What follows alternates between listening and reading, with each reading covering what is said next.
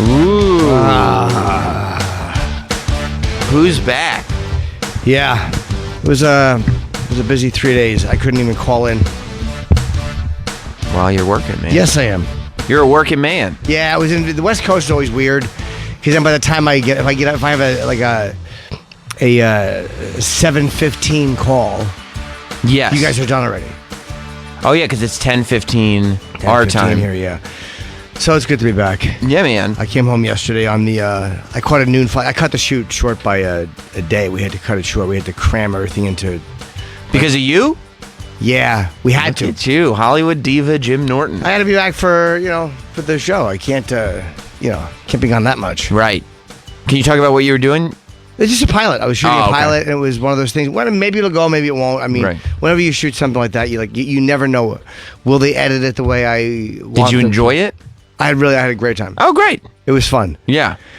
But I always enjoy things when I shoot them. There's a certain level of enjoyment I can achieve, and then that's it. What do you mean? Because I can't enjoy them too much because it may not go anywhere. Because you don't. Yeah, you got to set yourself up for the low just in case. Like you can't allow yourself to hit that high. Yeah, I'm not looking about getting. Hey, they're gonna like it. They're gonna pick it up. It was like this is a one and done that we shot. I hope there's more. If there's not, I shot one thing. Right. Yeah. I mean, yeah. The art of just enjoying things in the moment for what they are, and then letting it go. It's difficult to achieve. Well, no, what happens is enough failures. I see. And you realize, those hopes get dashed when you keep them up. They get crushed. Yeah, you realize very quickly what the most likely scenario is in most cases. Yeah, my head pops up out of like a little hole, and a bat comes and hits it. So I learned, don't poke it up anymore. Just kind of do it and move forward. Right. You move just forward. Look up through the hole. No reason to poke your whole head through. No reason to poke your head through and get hopeful. There's only one thing that's going to happen.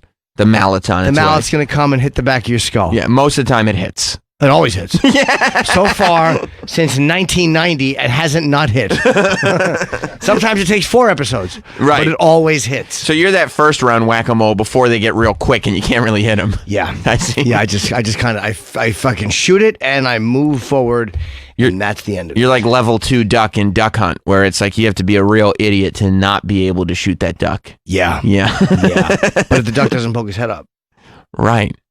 Yeah, if the duck decides not to leave the nest that day, it doesn't fly through the sky, guess what? Can't shoot it. Can't shoot that duck. Can't shoot the duck. Right. That's how I feel. Just enjoy the sky. Just look at it from where you are. Yeah, I always enjoy going off and doing stuff. Like I always feel like I'm not, because I missed UFC. Usually I'll Skype into UFC a little bit. I didn't have time to do that. So whenever I miss radio and I miss for more than one day, I start to feel like that feeling you get when you don't go to school and you know you're missing what you should be doing. Like I always feel like I'm cheating and I'm not doing the right thing. Like first day it's okay, and then second day you're going like, oh no, I'm going to fall behind and people are going to find out and I'm not even that sick. And yeah. It's the feeling you get when The Price is Right is over. That feeling totally. From 11 to noon when you're like, I fucked up. I should have went to school because now I have 2 hours left and I would have been out. Yeah. When I was growing up, it was Sega Genesis time. We couldn't play Sega Genesis when we were sick at home from school because my mom said if you're well enough to play Sega Genesis, you're well enough to go to school. But you could start playing Sega after school's over. Right. So once you could start playing Sega again, it was like, oh, this is over. It wasn't worth it. Yeah. You know what I mean? I would have been done already. And I could have played Sega at the same time. I would have been home and I wouldn't have missed anything. And I wonder what my friends were doing today. And yeah. Not going to work used to feel that way too. Like because I would just not go because I would want to sleep more. I didn't feel like going. And whenever I would miss like a day job, there was a really weird feeling of you're in the wrong place. Yeah. This is wrong. Or like you call out from bed just because you want to keep sleeping. And the minute you call out and it's done, you're just kind of laying in bed going, I don't need to go back to sleep. Like, wide awake. Yeah, that was dumb. I burned a fucking sick day for nothing. Fuck me. Yeah, I'm not even doing anything. I'm so stupid. Nobody's home. Everybody's at work. Why did I do this? But sometimes you burn a day to go shoot a pilot, and that's kind of worth it. When it's work related, I'm okay with it. Of course, I've taken a sick day, and I can't remember taking a sick day. It's not even a sick day. I mean, ultimately, if a pilot gets picked up, it's really good for what you do here too. So it's not like it's Sirius has always been. I've never gotten shit from them about shooting outside stuff. They've never given me a hard time. Yeah. They understand that. But I mean, it's like, I can't remember the last time I called in not feeling well. Like, being sick is easy to come to work unless you're really fucked up. Right. Yeah, unless you're going to get other people sick or something, or you're throwing up. I don't care about that. What if you have a diarrhea problem? I don't care about that either. Okay, that's good. So I don't care to get anybody sick. Wow, so you really do it's a passion for you. I have the Ebola virus. I'd come in here. You would? I don't care. Bleeding from the eyes. I prefer you didn't. I would. Okay, all right. Scratch my eyes, touch everything. You would. I have children at home. It would just be better for, Travis as a child. It would be better for all of us, but you still. They have an Ebola vaccine now they're working on. If it's not finished. Oh, that's awesome. Isn't that great? But is there that much Ebola here? No, but every few years there's an Ebola scare. Ah, yeah. Some flight attendant gets it. Someone goes to Africa somewhere. Right. They go someplace where there's an outbreak and they come back and they're on the plane and they stopped off in Paris and now everybody who's on the plane has to go get shots and air travel shuts down. Yeah. It does. Yeah. I flew. I saw. Oh, I got to talk about this. Yeah, it was a really weird. Did you know? Did you know that there were seats that you could see the wing from? I didn't know airplane. Planes had that. Yeah. There's a section of the plane where they can actually fit 3 seats in a section. I would always wonder. I almost tweeted about that. I thought my row was defective. There were 3 seats, right. aisle, 3 seats, and I get on. I always wondered, like, there'd be 150 people getting on the plane, and I would see, like, where are they going behind that curtain? Right. Like somebody would complain about, I got the middle seat, and you go, what's that? What are you talking about? Yeah. What do you mean? I've gotten this really weird thing when I fly now, where I flew for so many years, no problem. Now I get this thing where turbulence is beginning to freak me out again. Yeah, you talk about that. So I have to sit in the window seat, and I can look at the wing, and watching the wing, and I usually realize it's not. The wing's fine. Like, look, you're not really the instruments aren't even moving much. You feel this, but it's not bad. Why do you think that is? I mean, you shouldn't have to look at the wing at this point. You should know from all your experience that, like, turbulence happens. It's not a big deal. It feels grounding. I don't know why. It's not rational, and it's just interesting that it clicked in. Just clicked in, probably about a year ago. But it's not going to stop me from flying. And once in a while, I'll fly in the aisle. It is what it is. But anyway, they didn't have the. I booked a flight out of Vegas. I was supposed to fly on the red eye, but there were no red eyes. So I was going to go to LA and get a red eye, and I'm like, fuck this. Just come home at noon, which is 3:00. So I landed at like 8:15. Just get out. Make sure you're home in time for today. Don't fuck around. And so I flew JetBlue, and sitting behind I was like, give me the emergency row if you can. It was available, but the emergency row on JetBlue, thank God I took the seat I took. The window seat. The window seat. With the no chair? No, there's chairs. This is an extra legroom seat. It's behind the emergency room. Emergency row. The emergency row seat doesn't have a window. No, it does not. There's no fucking. I'm like, that would have driven me nuts. Yes. No window at all to look out. And they have a weird thing on the one side where the flight attendant's seat. They have a weird. Yep, but that's the good seat because the flight attendant sits there. So that's where for takeoff and landing. Right, but what they do is they remove the seat that's actually in front of you. So during not takeoff and landing, the seat part folds up, so you could stretch your legs out all the way. That's the most legroom on a plane. Oh no! It looks like. It's behind. It's the second row of the emergency row, and it looks like there's like a giant domino. Yeah, like those things that Kubrick had in 2001. Yeah, and on one side is a monitor for the person behind it. So you're sitting there looking at this like rectangular monolith in front of you, and attached to the front of it is the flight attendant's chair that folds down and up. So you have in front of you just this monolith, but no one can lean back into you, which is great. It's awesome. But no, I didn't have that when I was in that's an aisle seat. I was in a window seat. And we had some turbulence coming back. They said the flights have been worse now because the fucking global warming. It's messing up the jet stream or whatever. But almost every flight I have now is bumpy. You believe in climate change? Yeah, it's got to be something. And by the way, all right, yes, I'm not 100% on board, but I am definitely leaning towards Epstein was murdered because of they're confirming that the cameras didn't work. That to me was a big one, and I never got a confirmation of that. So if it's confirmed, and Michael Biden was saying it, and I have a certain amount of faith in him, he was saying the neck bone's being crushed, maybe not, but the cameras being off is a fucking giant problem. Plus 2 guards falling asleep. It's bullshit. Well, Epstein's brother hired Michael Baden. Michael Baden, and at one point, it depends on how the headline is written. Some headlines just say Epstein's, like, pathologist hired by Epstein's brother says. And when that's what the headline says, you go, well, yeah, but of course he's going to say that. Because he was hired by him. But then you read a little further and see it's Michael Baden, who's like the most famous, pathologist. Forensic pathologist. Right. There is, and has spent like years and years examining deaths in prison and has all this experience, and you go, oh. Testified in the OJ. He was a respected, famous guy when he testified in the OJ. He testified something for the defense, but I don't think it was on one point, I think, that he testified. If I remember correctly, it's 25 fucking years, but he's a guy, though, as much as I like Michael Baden, and I do like him. Yes. Is it a different slant when you're hired by a family? Are there facts that you look at that could kind of be looked at one of two ways, and you lean one way when you're hired by the family as opposed to when you're hired? I don't know. I would imagine that you would have to walk in a little bit more skeptical than, but the pathologists that work for the police and the prison would have the same bias in reverse. Like they want, just tell me it's a suicide. You know what I mean?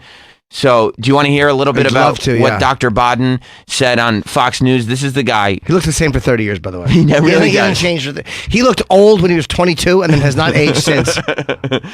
This is the guy who Epstein's brother hired, one of the most famous forensic pathologists there is. He's a coroner. I think he was a coroner in New York, the lead coroner of the coroner of New York. That was his title. I think he did that for a long time as well. I'm Michael Baden. Vote for me, New York coroner. I remember Thomas Narducci. I think the guy's name was the coroner for L.A. County. More like Narducci. I know, I thought of that. But nice. But how I knew that? Because the Tonight Show would always, Johnny Carson would always reference him. I think that was the guy's name. Oh, really? It's weird how you learn shit from late night TV and remember 35 years later, but can't remember to wear a condom in 2019. Well, can't remember or choose not to remember. However you want to see it. All right, so here's what... Not Johnny Thomas. Johnny Narducci. You said Johnny Carson. He got confused because you threw two names at him. Sometimes he gets, Troy gets a little mixed up. And also, he's still, I think, fired up from yesterday a little bit. Why? We talked about aliens, and he got triggered. Here's... Upset? Just goofing around. Wait, he got triggered because I brought up Snowden on Rogan, saying that he didn't find any evidence of aliens. Yeah, although that doesn't mean it. That's a big one. Yeah, but it does mean they might be on a closed system somewhere. I don't want to jump back into it because he really did get very triggered. Calm down. Well, you would say this though: is it possible they're on a closed system somewhere? If they have them where there's the internet access isn't available because the government does understand there's going to be people like that and Bradley Manning. Okay, but if that's possible, is it possible that there is no aliens? Very big possibility. Okay, he would not. Both possible. Troy would not say they're both. I'm not going down this road. But we're not going down that road. We're talking about something. I had an explanation. But we're talking about something else. But you see how he's already a little triggered? I understand that. It's very passionate. Well, because it's also, but don't. We're 14 minutes in and you're already attacking me. I'm not attacking you, see? It's also disappointing to hear from Snowden because it's a bummer. You hope that a guy with that kind of access would have found that. It would have been nice if you found something. It's a bummer. I believe him, though. I believe him. I don't think he's lying. No, I don't think so either. It's a bummer. Now we just stick with Giorgio Tsoukalos.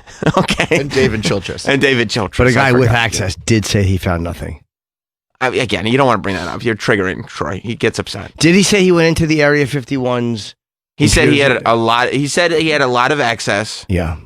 And he didn't find anything. He said that doesn't mean. He said it could be, but he said he really did look and he didn't see anything. Yeah. But he said it could. He said it could. He could have just not found it. He did say that. So and again, if it's on a system where they don't allow internet into that particular system for the fear of leaks. I just feel like they would have tried to cover up the fact that they were performing surveillance on the American population with the same due diligence that they were aliens. Surveillance on people is different than something that's going to change the entire world. Surveillance did too. People don't like being watched. People are still on Facebook. Aliens would undermine religion. Aliens is bigger, but I understand what you're saying. You figure they would cover them both up. They would probably do them. Yeah, we do both. Yeah. Okay, here is DMB. Michael Baden. The D stands for doctor. DMB he was on Fox and Friends. Yep. Explaining his theory on the Epstein passing away, we'll say. Things that were unusual for suicidal hanging and more consistent with ligature homicidal strangulation, which included... And it was suggested at the time that he committed suicide by doing what?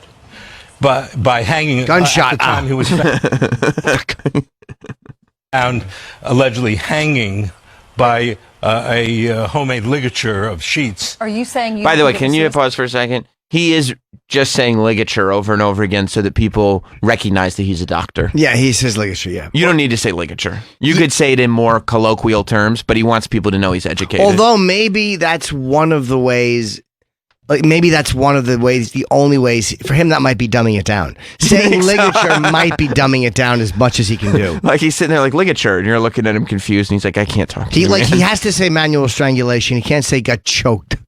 Yeah, the word, he got choked. Like, that sounds like little children speaking. But don't we like the fact that he says that? I would rather hear him say ligature and manual strangulation than what happened. Fucking choked him. This guy's not a doctor. Yeah, no, I believe him because he said ligature. Yeah. I'm like, look, some quack is not going to walk around saying ligature. No, okay? he knows. He knows. He knows. Side? I think that the evidence points toward homicide rather than suicide. Why? And the fact that he's saying homicide, not homicide. Right, because he's like, well, it's from the Latin derivative of. And you're like, okay, Yes, yeah. all right. That is a very definitive statement that he makes, though. I think it's homicide, not suicide, yeah. Yeah, I mean, he is not saying it could be. He's like, this is what it points to. I've thought that it was suicide, but now that he's saying homicide, I may... homicide. Because there are multiple 3 fractures in the hyoid bone, the thyroid cartilage, that are very unusual for suicide and more indicative of strangulation, homicidal strangulation. Let's take a look at what the medical examiner stated. After careful review of all the investigative information, including complete autopsy Do you think findings- Steve Ducey or whatever his name is, do you think he knew that the camera was going to be wide enough that you were going to be able to see his coffee by his feet? Probably didn't anticipate that. Go back a little bit, Like the Troy. Game of Thrones finale. I just noticed that you could see his coffee in between Steve-O's feet. Let's see. You see? Right Yeah, there he goes. He keeps didn't. well, he figured the Chiron would cover it. It didn't. Hope the Chiron person was fired. Yeah, you could just see it right there. He's tapping his foot. And there's That's a nice Starbucks latte. there's his cold brew is very visible. Yep. Likes a good cold brew. And see, here's why I have a problem with it. I can see you're not supposed to be able to see the Fox and Friends mugs and then the real coffee. It's completely destroyed the illusion for me. That is not the morning cup of Joe that Steve Ducey likes. No. Is that his name? Ducey. Ducey. Yeah. Ducey works too. I like Brian Kilmeade a lot. You do? He's a good dude, yeah. I always feel like Brian Kilmeade could pull off the Chris Cuomo thing where everything he says, it looks like Brian Kilmeade is in pretty good shape. It looks like he's a pretty athletic guy. Yeah. If he wanted to, he could probably be the I'm angry, the veins are about to pop in my neck guy. Yeah, he could. He could. But could he's a pull it nice off. fella. He doesn't do that, but he could do that. No. And I'm happy this show does well.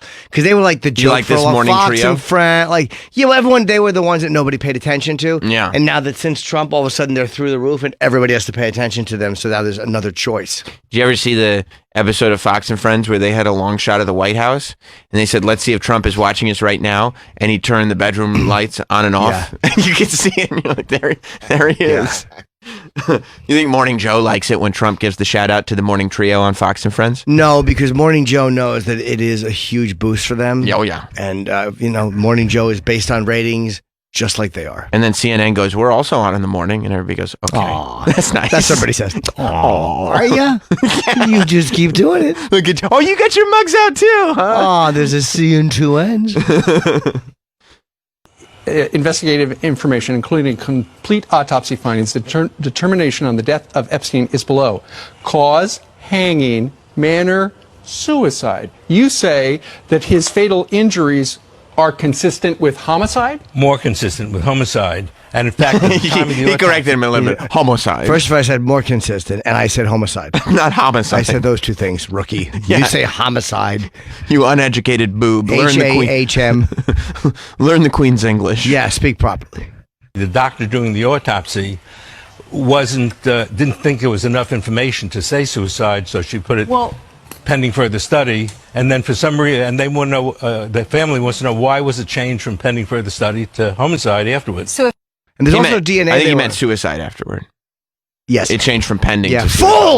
full. They want to get DNA too. There's certain things they want to get off the ligature. If you don't mind me quoting the doctor, and they want to get like certain DNA off the under his fingernails. There's certain things that the state is being fucking extremely shady. Oh, yeah. Extremely shady. The 2 cameras not working. Once he kind of confirmed that, 'cause I hadn't heard that confirmed. And I Right. said a long time ago, if that's confirmed, that's a huge Yeah. problem. And if that's confirmed, and both cameras weren't working, You know why the go state's being... fuck yourselves. My opinion, why the state's They being murdered shady. him. Yeah, because Yeah, he's the murdered. man was killed in jail. Absolutely. 2 guards asleep too. That also, yeah.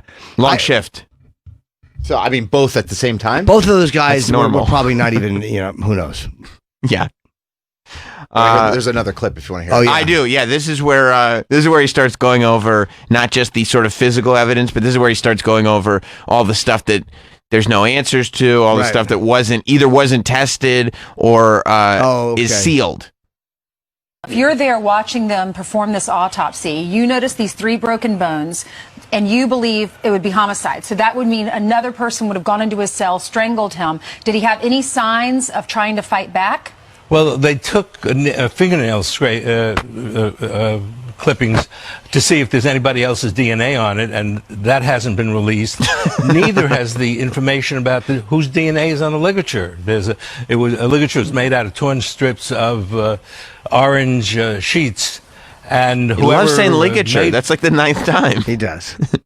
Isn't it amazing that they're like, no, we probably won't be revealing any of this evidence. Well, ligature kind of covers everything. It's Right. the thing that choked you the fuck down. Is it a rope? Is it a sheet? It's a Is it ligature. a belt? It's a ligature. Covers it all. Yeah, enough. We're doing it in one word. Yeah, Isn't it ligature. amazing? All of this evidence, all of it. They're like, we're going to seal it. We'll tell you it's suicide. Move on. How do they fucking seal that evidence? Because move on. We don't talk about old shit anymore. We're done. It'll get unsealed. They'll get it I don't unsealed. know. I think we're going to move on.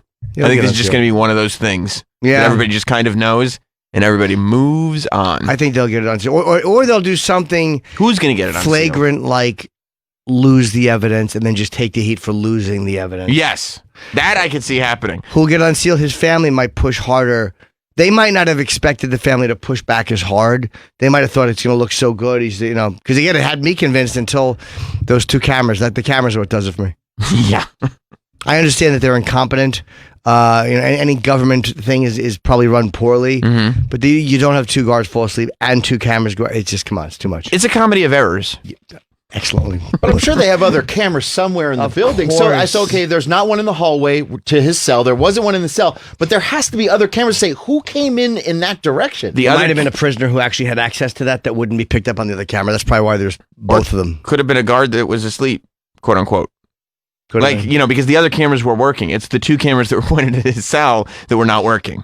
Those are the ones that unfortunately But malfunctioned. I'm sure they're every other hallway heading down that way. Which is what I'm saying, that it could have just been a guard it could have been Yeah. somebody that was supposed to be there. and then Yeah. whoever you see walking in that direction, you go, hey, what the fuck are you doing there? Yeah. Look, all they have to do is test the DNA on the sheet. Yeah. Like, it's not. But if it's just his DNA, I It's mean, It might have, not. might have been got gloves. I mean, literally, it could have just been somebody with those rubber gloves. It might not be any Or extra. test under his fingernails. They've sealed it all. I mean, who knows? Maybe they drugged him beforehand, and They would have found that. If they Oh, drug, yeah, if they look, if it was just his DNA on the sheet, right, and if he was drugged or had no DNA evidence under his fingernails, why would they seal it?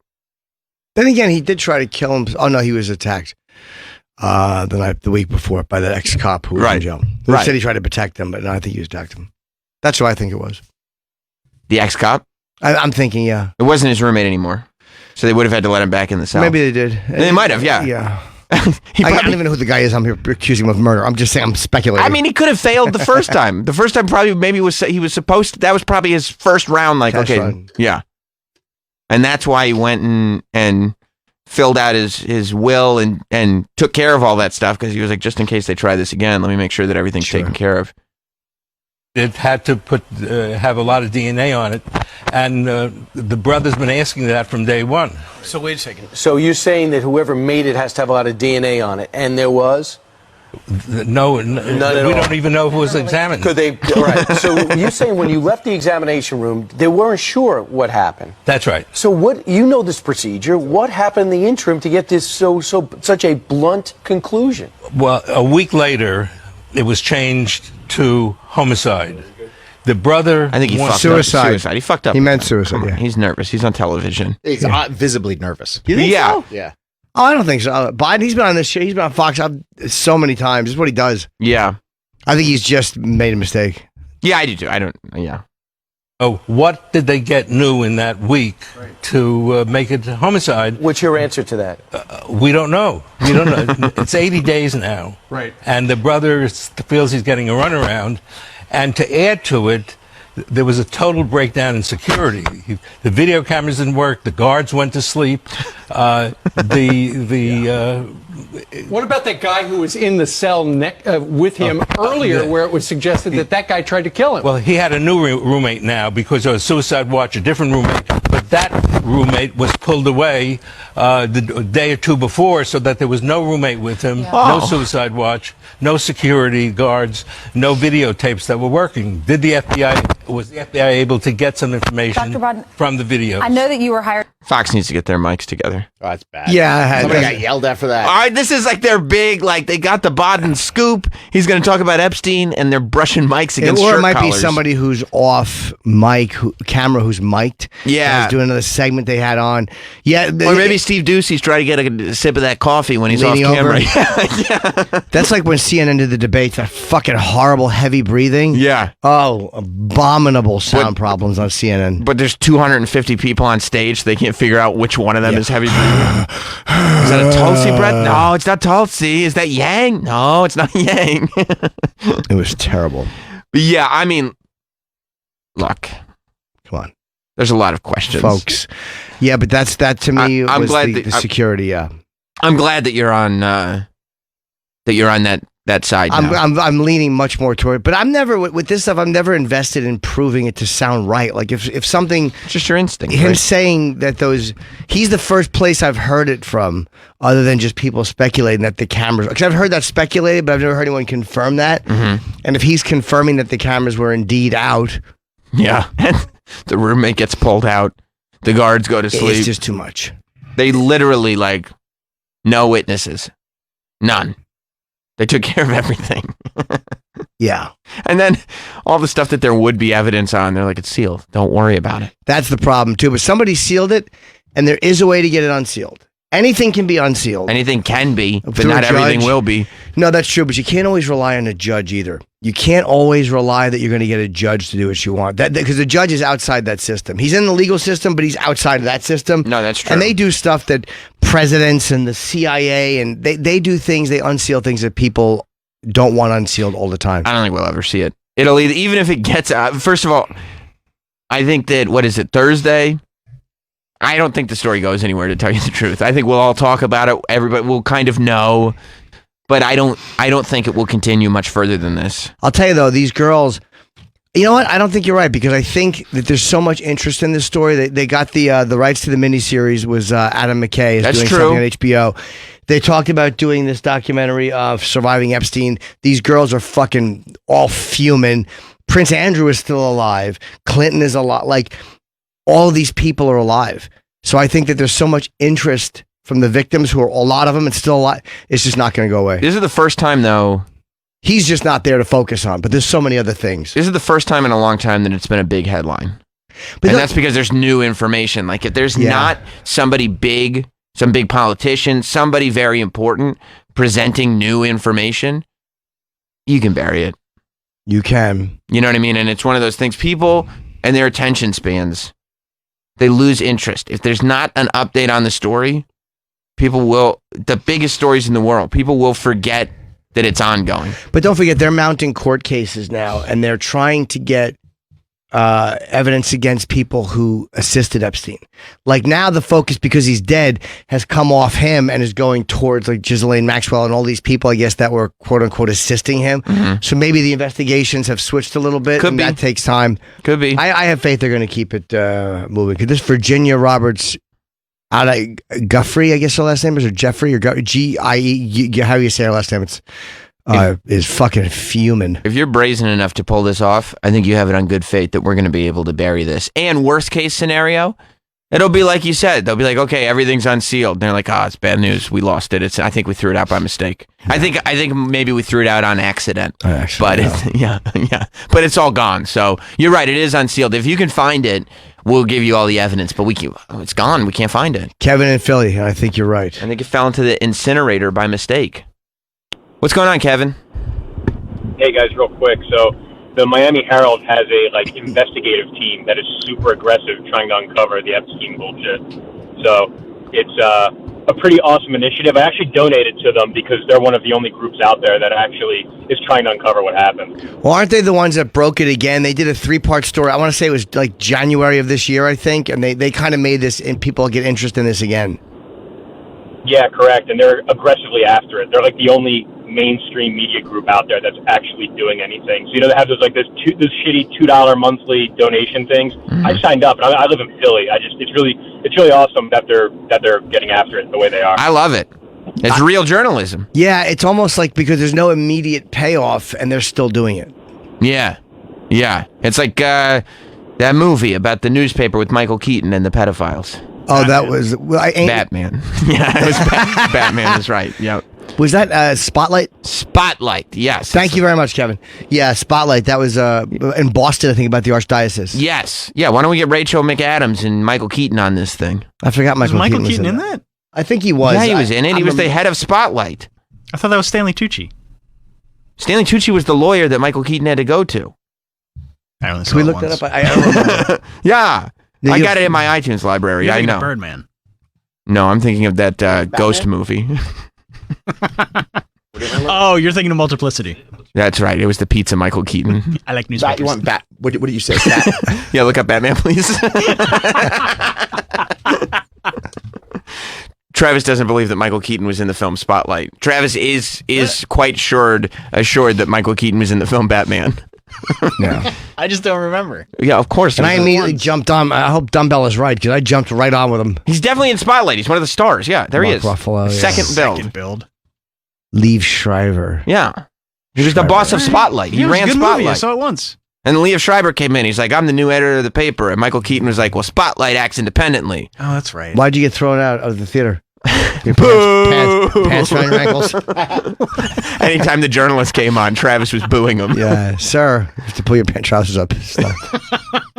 Yeah. The adults would come on and they'd go to the Spotlight reporters. I'm going to tell you what happened. You just heard Travis in the audience going, snitch! Yeah. Snitch! Snitches get stitches. Just giving himself the old pee-wee. Yeah, he was. Yeah, he was spitting his hand. Snitches get stitches.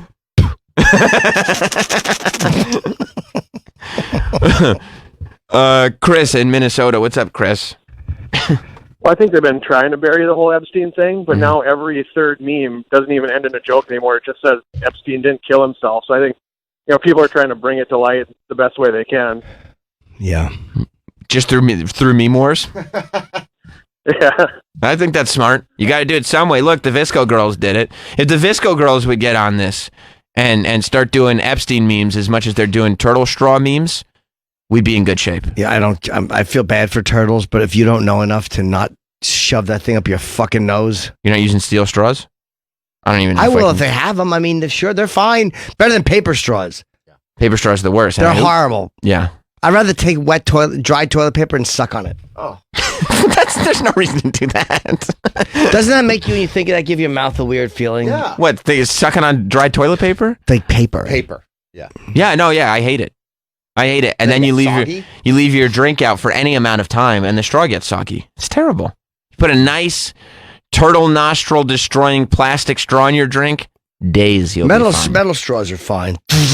I don't mind those though. We have silicone straws in my house. They have them? Yeah. What's the difference? It's like rubbery. But why wouldn't they get stuck in some asshole's fucking nose? Because you don't throw them You out. don't throw them out. Oh, you do. Okay. But you can have just a plastic straw. Who reuses that though? How are you going to reuse a disposable plastic straw? Just wash it out. It's It's better than just buy metal ones. Silicone is designed to maintain. It's designed to last. It's not disposable. I know how to take care of the straw problem. Everybody carries a portable straw cutter, Okay. which is like a cigar cutter, but it's an automatic thing. It's approximately the height of a straw. It's made out of steel. And you put your straw in, it goes, and it files it down and shreds it into dust. Oh, okay. Because I was about to say, even small particles of straws, a turtle's nostril is very small, but you're saying it's a shredder. It's This not a. fucking idiot reptile that walks 1 mile an hour Right. with its house on its back. I'm supposed to fucking not drink an enjoyable beverage because this fucking thing hasn't evolved to the point where it knows don't shove that thing in your nose. And then you got Starbucks over here that's literally making plastic straws the color of turtles, green. Good. It's just adding insult Just to to rub it injury. in. Yeah, it really is. Yeah, they should make them look like worms. The turtle will try to eat it. Can you have the intern start bringing me my iced coffee in a Hydro Flask? Of course. Thank you. You're so Visco. And get some stickers on it, too. Yeah, I mean, it does suck. See these fucking...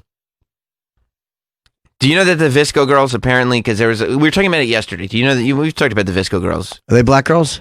No. They're not those two girls that are... No, the Visco girls is a community. Oh. Yeah. I didn't know that. Yeah, the Visco girls is a whole Who am I community. thinking of? The two women that are doing all these... The pro-Trump things? Yes. Yeah, they're on Fox all the time. the Visco girls. No, those aren't the Visco girls.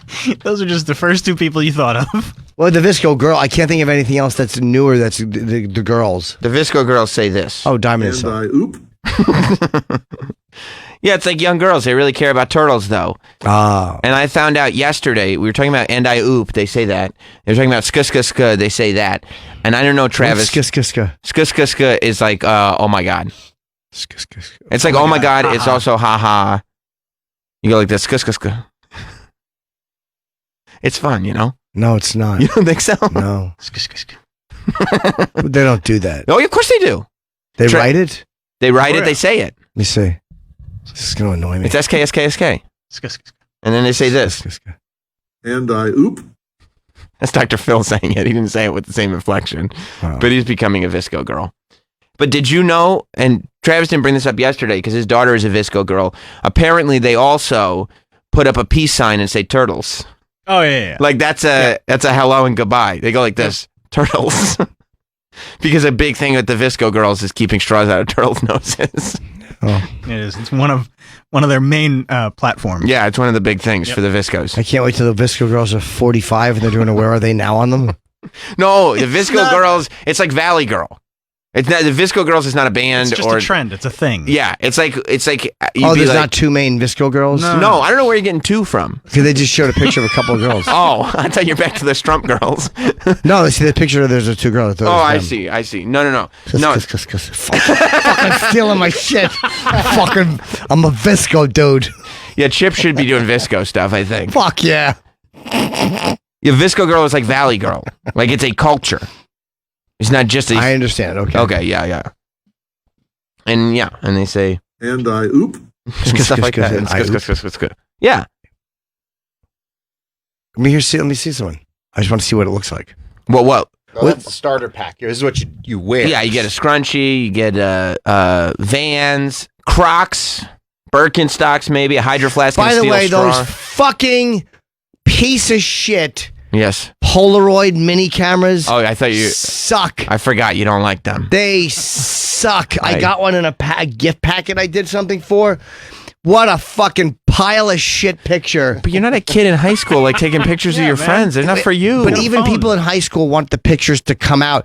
How about this? I get the idea you want the tactile. I want to hold something. I get it. Your fucking life feels vapid because everything is digital. Shut your mouths and be happy with fucking digital. They want to take a... Digital is good. Analog fucking blows. You want to hold a record that skips? Yeah. I still 35 years later, hear "Do You Love Me" by Kiss and Flaming Youth. I still hear the skip I heard in 1976 in my head. Cocksucker. It's always these people. They don't have any fucking.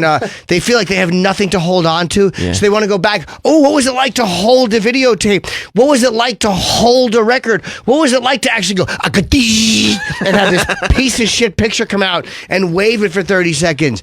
You have fucking gorgeous photos that come out on your phone. Be grateful you have digital photos. They just want to take a picture. Thing, man. They just want to put it up in their locker. How can you put it up in your locker if it's on your phone? Then do it with a digital thing because those Polaroids suck. They suck. But what if you want to take a picture at school and then put it right up in your locker? Find a way to do it with a digital photo. You can't walk around with a printer. No, but if they can do it with that, they can do it digitally. They're already walking around with those straw killer shredder things. Exactly. A full backpack. Yeah. Those fucking cameras, it made me angry how bad that was. But it's not for you. But it's not for me. You're not getting together with the girls and taking photos like of your woo. But they're not good pictures for anyone. Like the older Polaroids were okay. Like of course, God forbid it should be the same size it used to be. But get a bigger one. You want to do a Polaroid? Get a fucking Polaroid and take a real Polaroid picture because at least they were photos. Dude, these were shockingly bad. I'm like, why is this a fad? These suck. They make those too. They make the big ones still. Okay, boomer. Ooh. I'm not a boomer though. I mean, I like slamming older boomers. Nailed him. Okay, boomer. That's the new slang too. No, I noticed, but I mean, it's for the people that are 80. Yeah, but like, but I just the pictures suck. Be happy you have digital, you little shits. Enjoy your fucking digital pictures. They're great. It's not one or the other. They're not throwing out their phones and getting a Polaroid. But I'm only saying these suck. It's not a good time. Hey, what is that? I can't tell what that is. Is that a car or a hat? It's a fucking piece of shit, that camera. Can you imagine Jim on a Tarantino set when Tarantino goes, I have to switch rolls of film? Oh, you fucking cocksucker, Tarantino. I'm happy with a good film. I'm happy with that. I don't think that all old things are terrible. I'm telling you, those little mini Polaroids suck dick. You know what I think it is? They're terrible. Operator error. Could it be operator error? No. Well, yeah, because there's, No, there's settings that you have to use. If you're outside, inside. What if you just want to stick a photo on your refrigerator, stick a photo in your locker? Maybe who the fuck wants to put a photo on their refrigerator? People with loved Hang ones. an iPad on it. People with loved ones. Yeah. There's ways to do that. Everyone who's not empty. Yeah. What if there are people who do have things that they actually want to capture and cherish? Awesome. Oh, make these piece of shit cameras better. Like They're fun? horrible. How fun would it have been? Right. They're terrible cameras. If you were on set filming your pilot. And you were just around taking Polaroids, and you're like, "This is so we all remember when we did a pilot together." I don't think a selfie with a fucking with however many megapixels this dumb thing is. I don't need memories to carry around in my pocket and get wrinkled. Well, nobody get wrinkled. Yeah, you put it in your pocket. Where are you gonna carry it around if you're on set? You're gonna carry it in the scene. If you put it in your pocket, it would get wrinkled. He is right about that. You're gonna hold it in your hand in the middle of the fucking shoot. I don't know. Put it on your chair. Yeah, you could put it in your trailer. In your script. I didn't have a trailer. Did you have maybe in a fanny pack? Sam, why'd you have to bring up no trailer? Well, no one had trailers. It was a non-trailer set. We were in a hotel. Okay, all right. You didn't need a trailer. Trailer would have been silly. It's a bit much. Would have been crazy. Yeah, would have been nuts. Would have been even crazier than walking around with a Polaroid. I don't think anybody's sitting there going like, "Oh, your iPhone's nice, but look at the quality of my Polaroid picture." They're like, "Oh, this is just a fun, quirky thing we can do." But dude, the photos were so bad on it. Like, shockingly bad. Like, of course I knew what a Polaroid was. I grew up with them, so I expected a lower. You're not going to get a digital copy. I just wanted something comparable to fucking what I used to have. But maybe in your mind's eye, the quality is a little better because you didn't have something to compare it to back then. No, I still see Polaroids that I used to have because I still have them. Oh. You know what Rob did? No. The only camera that they brought on their honeymoon was a Polaroid camera. That's so fucking stupid. Why? That's dumb. It was great. No, it's not What's great about it? It was great. We left all our phones in the room and then just brought that around. So like no phones. Sure, so God forbid you needed help, you could just fucking take a photo of the attack and mail it to someone. Why don't you just put your phone on airplane mode so you weren't going to use your phones and then just use it for the great camera on it? Because that's not as good a story. Yeah, I mean, It's so it's also stupid. just nice. It's nice to just. That's really dumb. Yeah, what do you have, like a maximum of 10 memories? Yeah, No, if you're going, you want to, it's because you're not, it would be one thing if you Terrible were like, idea. we're not going to take photos. Really bad idea. Then maybe. But if you're going to take photos, if you're going to go to the trouble of bringing a Polaroid, Lugging that around. clearly you want to capture memories. So this isn't just, well, we'll just live it because you're bringing the Polaroid. So instead of bringing the Polaroid, you could just take the SIM card out of your phone and use the nicer camera on your phone. Or have little videos of yourselves that you can watch back. I have great videos and photos from my honeymoon. You know why? Why is that? We used a phone. Or just don't be distracted by the internet. Like just like you said, put it on airplane mode and don't check it. Or if you have That's to, what we did though. leave the SIM card in the hotel room. Marriage is doomed. It's a really stupid thing to do. It's great. really We got stupid. a nice a frame, and then we put all the photos in it with hanging up and Who's everything. shouting It's in nice. the background? That's Mike. Who do you think's not using his shouting. voice? He doesn't have one. Look, can you imagine there's two of you, two intelligent Lugging people, a Polaroid. two adults, and between the two of them, not one of them said, "Why are we doing this? Why wouldn't we just bring the camera It was that's great. on the phone?" We loved it. It was great. How is that great? It just was. It was nice. We Who threw it. carried it? We threw it in our bag. Was it a mini Polaroid or a real one? A mini one. Oh, One of those new ones. Stupid. The terrible photo. I It's want to see so one of the dumb. photos. I want to see one of the. No Sure, distance. I no think zoom. I might have one in my wallet. Hold on. According to Jim, it's wrinkled. I mean, it probably wallet. is. In his wallet instead of on your phone. Hot Dog says he and the girls use that camera all the time at work. See, I'm sure that they do, but Hot Dog also uses his phone. And Hot Dog also do whatever. Hot By the Dog way, is a Hot Dogs, Visco you see girl. that piece of shit photo? Did he get another photo with? Nope. No, he did not. Why not? I he had told to- him to go fucking find the guy. We had to. That's the same day that I Jesse taped Plemons. my interview with Cain Velasquez, which we put right on the app. So if you want to see the interview Yeah. I taped with Cain Velasquez, the video and the audio is on the SiriusXM app. But he had to come in and shoot for that. So after the interview, I asked him if he got his photo. He said he didn't have time. Oh man. Did that? I busy. told him to go get one. Well, yeah, he was going to, He was but then going to, and then Sam he said needed he his didn't have time. assistance. What a bad photo. I think it's the best photo. Rob took that very clumsily. Can you believe that Rob? And why would you just bring? Well, It's you know ridiculous. why, man. There's nothing romantic because his wife told him. Yeah, it wasn't his idea. No. Because he can't justify He it doesn't here. think it's great. He just keeps saying it was great, and you say not why, and you go because it was. I was told it was great. You know, if one copy of every photo in case there's a problem, there's a flood, you lose everything. You know what? Like, if you really want your loved ones to see your honeymoon photos, you could just send it to them digitally, and then that way they don't actually have to look at them if they don't want to. And you can now, print 'em. He's got to have people over his house looking at this album? It's a terrible idea. Okay, Jim is looking at one of the photos that... Yeah, this is better quality than I had. Oh. Like on the one, but not much better. It's Probably the lighting, right? Is it our the outdoor lighting is a photo? little, but that's exactly indoor what it one. is. It's a very, when you look, it's a Probably the tiny settings. photo. And carries it in his wallet. Yeah. It's so stupid. Did you show Sam the picture? Did Sam see it? Yeah, I'd like to see, please. I won't damage it, obviously. You know why I won't? You know why I would never There's damage no- it? no Because you just copies. have the one. It wouldn't be funny. It'd be mean. I mean, look, here's my issue with it. It looks like a photo that like somebody like Ted Bundy would have taken of one of his victims right before. That's like exactly she thinks what it she's looks on. like. She thinks she's with a charming person. You know what I mean? Like it looks like real life. A little bit. And what she doesn't know is this is the last. This looks like the last photo your wife will ever Yeah, take. they find that in a shoebox in the back and under a trucker's seat. Did you know? It's like first day of like 7th grade or something. Yeah. Those kind of photos. Did you know?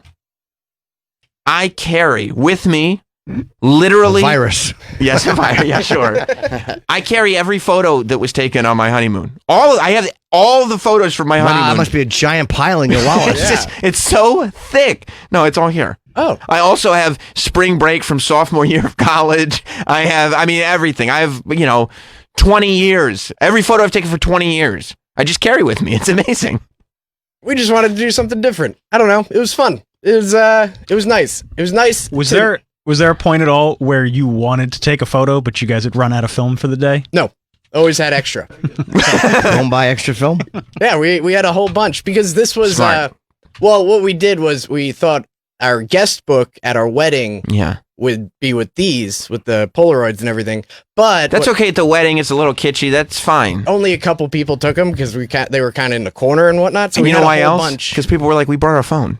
Yeah, I guess. It's I just dumb. take photos with my phone. I mean, Yeah. they were also professional photographers. Right, they're too. professional photographers. Like, But I don't know. It was nice. It was different. It was fun. look, it was I'm not against taking Polaroids on your honeymoon at all. Yeah. kitschy, old school. Yeah, It tactile. is- You can hold it. Yeah, that's totally fine. To leave your phone in your hotel and not bring it, It's the worst idea I've ever heard. might be the stupidest thing I've ever heard. It's crazy. It makes no sense. And you know how I know it makes no sense? Why is that? Because you go like this, it was great. And I go, how? And you go, because it was. Because Fun and different. It's just describing words. You know what I mean? None of them mean anything. You know what would have been great? If they went through security at the airport, it fucked up all the film. Oh, like it destroyed the negatives? So they didn't know till they start doing it, and then they can't take a goddamn picture. Yeah, it's all gone. would have been funny. It would have been hilarious. But you know what? It was nice, and we got all the photos. But you know what? Like I lost my wallet like a couple months ago, right? Yeah. I had to replace everything in it. Lose your wallet. I think Remember that. Left it on top of your car. Yeah, I told you thought guys, so, right? yeah. Yeah. Yeah. I left it on top of my car, went for a drive. Lost his phone the other day, too. Yep. Well, I didn't lose it. I misplaced it for a moment. Threw it Where away was by it? I accident. threw it in a garbage can on accident. Why? Because He's losing his mind. I don't think about things, man. You talk about my senility. I've done a lot of dumb Oh, things. yeah. I've never thrown my phone out. I He probably threw it should. away. Yeah, he didn't even know if he brought it. No, I knew I brought it. You couldn't remember for a minute. You're like, did I bring my phone today? No, I remembered. It was just what other You explanation put your could there wallet be? on the roof. I know with a baby it's distracting, but that's a big one. The wallet on the Forgot roof. his passport. Oh, yeah. forgot about Dude. that. No, I didn't forget my passport. I brought the wrong They one. still. That wasn't wrong one? forgetful. I just didn't check it. Something's going That's on. you think forgot it's- to check it. No, I didn't forget. I was just. Do you think his me mind being is going? stupid. Yeah, I do. Yep. Yeah, I think it's possibly early onset adult dementia. You It think really so? is. Much younger age than I'm being accused of having Much it. younger. Yeah, I'll it's tell you almost this. normal for Jim because he's up there. It's expected. As a matter of fact, a man in my age bracket to be able to remember the things I can remember is pretty. complimentary. Thank you, Travis. Yeah. I did. I threw my phone in garbage on What, accident. what was it piled in with? A bunch of papers? Yes. You didn't know the weight difference? I didn't even Three think. pieces of paper and a phone? It's just like fuck it. Just What do you live in a weightless place where they're all the same? gravity. I don't see color. I don't see gravity. You know what I mean? That's me. I'm extra woke. All right. But yeah, I mean, it's total nonsense. It makes no sense. You losing your phone? Yeah. I mean, that is nonsense too. That is also Leaving your wallet on the top of your car. Yeah, Troy's no. right. I mean people leave their goddamn babies in their cars and kill them. Like You're that's getting you know your there's password. That might be next. I There- mean, the that- boneheaded moves you're making. Yeah, that'd be a real bummer. Tie a I'll ribbon tell you around this. Tie a ribbon around your finger that says "Bring baby." That's probably not a bad idea. That'd be a real bummer, and I'll tell you, it'd be tough to explain away too. I got a lot going on right now. Yeah, you don't understand. I had to go and fucking interview Rey Mysterio. I yeah. didn't realize it was 90 degrees out. Yeah, I was thinking about what I was going to ask Rey Mysterio. My kid was asking, "Hey, when am I going to get out of this car? Yeah, I just put on my yellow headband. Yeah, when am I going to get something to drink? I'm thirsty in here." Yeah, and to answer Jason, we're not going to go to you, but I did not keep the receipt. It was a gift. Thank you, Rob. On the Polaroid. On the Polaroid, it was. But a what gift. happens if you lose It was your a wallet? gift. You lose that photo. Do you have forever. photos of those? Of these? Yeah. Did you take photos of the Polaroids? Yes, I took a group photo of the Polaroid. A group photo? So like it was, it was hanging up, and then I just wanted to show it to my wife. Like, so I just sent her a photo, like because Why I don't put you like it together. scan and all. them in or something? So you have them. Yeah. What's that? Scan them in, Travis said. He's right. Oh yeah. Scan So you them. don't do that? Lose 'em. Yeah, why don't you like the old pictures? At least you have them on digital, and then you can not lose your honeymoon photos. But if you make digital copies of the Polaroids, you're also admitting this was stupid from the beginning. Of We course, could have it's just terrible. taken, we could have skipped this step. Do you understand if the entirely. people above you have a flood and it leaks into your thing and you lose those photos, it's Yeah. gone forever. They're gone forever. Yeah. And that can happen, but I mean, you don't need. That's the beauty of digital photos. It doesn't have to happen now. Bro, if I just left my phone in the garbage forever, which was a real possibility because I did throw it in there on accident. You would have gotten your stuff, most of it back. Everything. Except Nothing we had- would have been lost. I mean, except what you said. Oh yeah, it all goes to the cloud. Everything would have been fine. Yeah. If I threw my Polaroids out by mistake, which again, Fucked. very possible. Yeah. You know, I could be walking around with a stack of Polaroids and just go, whatever, I'm throwing it in a garbage. Absolutely. You know, I Yeah. don't think about things. But that's the risk. Is that fun for you? Yeah, You like it's that? fun. Rob likes living on the edge. You like Yeah. adventure. Absolutely. Yeah. Rolling the dice. That's Yeah. right. You never know what could happen. I think there is an element that's true to that. I think there's a lot going on in Rob's head that kind of lives through Sure. other things. Oh yeah. Rob's got a lot to work through. He does. Oh, yeah. He really does. He I don't does. even A lot of rage. of all the time Sometimes. we've never met the real Rob. I don't think. No, we have not not. at all. No. You don't think so? Not at all. Nobody There's a- thinks so. There's a lot to unravel. There's a lot in there. You think Rob's met the real Rob? I think once. Did he What- like what him? was that? Nope. No. Do you think And then once did you when he make was him- young? Yeah. And they make him six, staring into a hairy belly button. Dad and lad time. Why does it always go back to molestation? I couldn't think of anything worse. Didn't happen. I had a great childhood. Do you think Rob met the real Rob once and didn't like him and put him away forever? I do. He probably thinks the real Rob's a weenie. Yeah. And created this image of a guy who just wants to play golf and be an actor. Sounds like a great life. Where's your MAGA hat? Oh, yeah, it's at home. No, that's too bad. Yeah, Your father's gonna be very disappointed. I know. Yeah. We should take a break to keep ourselves on time. Yes, we should. Before we do, can we go to Wisconsin real quick? Line 2? Yeah. Jim in Wisconsin. Oh, yeah. Jim, what's going on, bud? Hey, morning, boys. Hello. Welcome back, Jimmy. Thank you. Just want to remind you to bring Jimmy up to speed on the Voss saga. It's very good. Very smart, Jim. Thank you. Did you hear about what happened between Voss and myself? No. So, we have to consider whether or not he's going to be banned from the show, because it has been brought up by multiple people now. Because on Friday, one of our great listeners tweeted out that they were watching a video on the SiriusXM app on their TV. And I didn't even know this video was up on the app. But I looked at it. I thought it was cool that they were watching Jim and Sam on their TV, like a real-life TV show. On Apple TV, you can do it, right? Yep. And you can, even if you don't have Apple TV, you can send your phone to your TV, but there is an Apple TV app. How does it look? I want to do that. That's one of the attractive things about being on the thing. Perfect. On the Apple app. TV? Yeah. It looks like you're watching a TV show. It looks it's perfect. great. It's great. It looks perfect. But I watched what they were watching. It was a video of a video, and the geniuses doing the SiriusXM app made a video of Voss when he spit out his breakfast on Thursday? Oh, that was great. Into the plate? Yeah. So that's on the app, and people can watch it on their television. Yeah.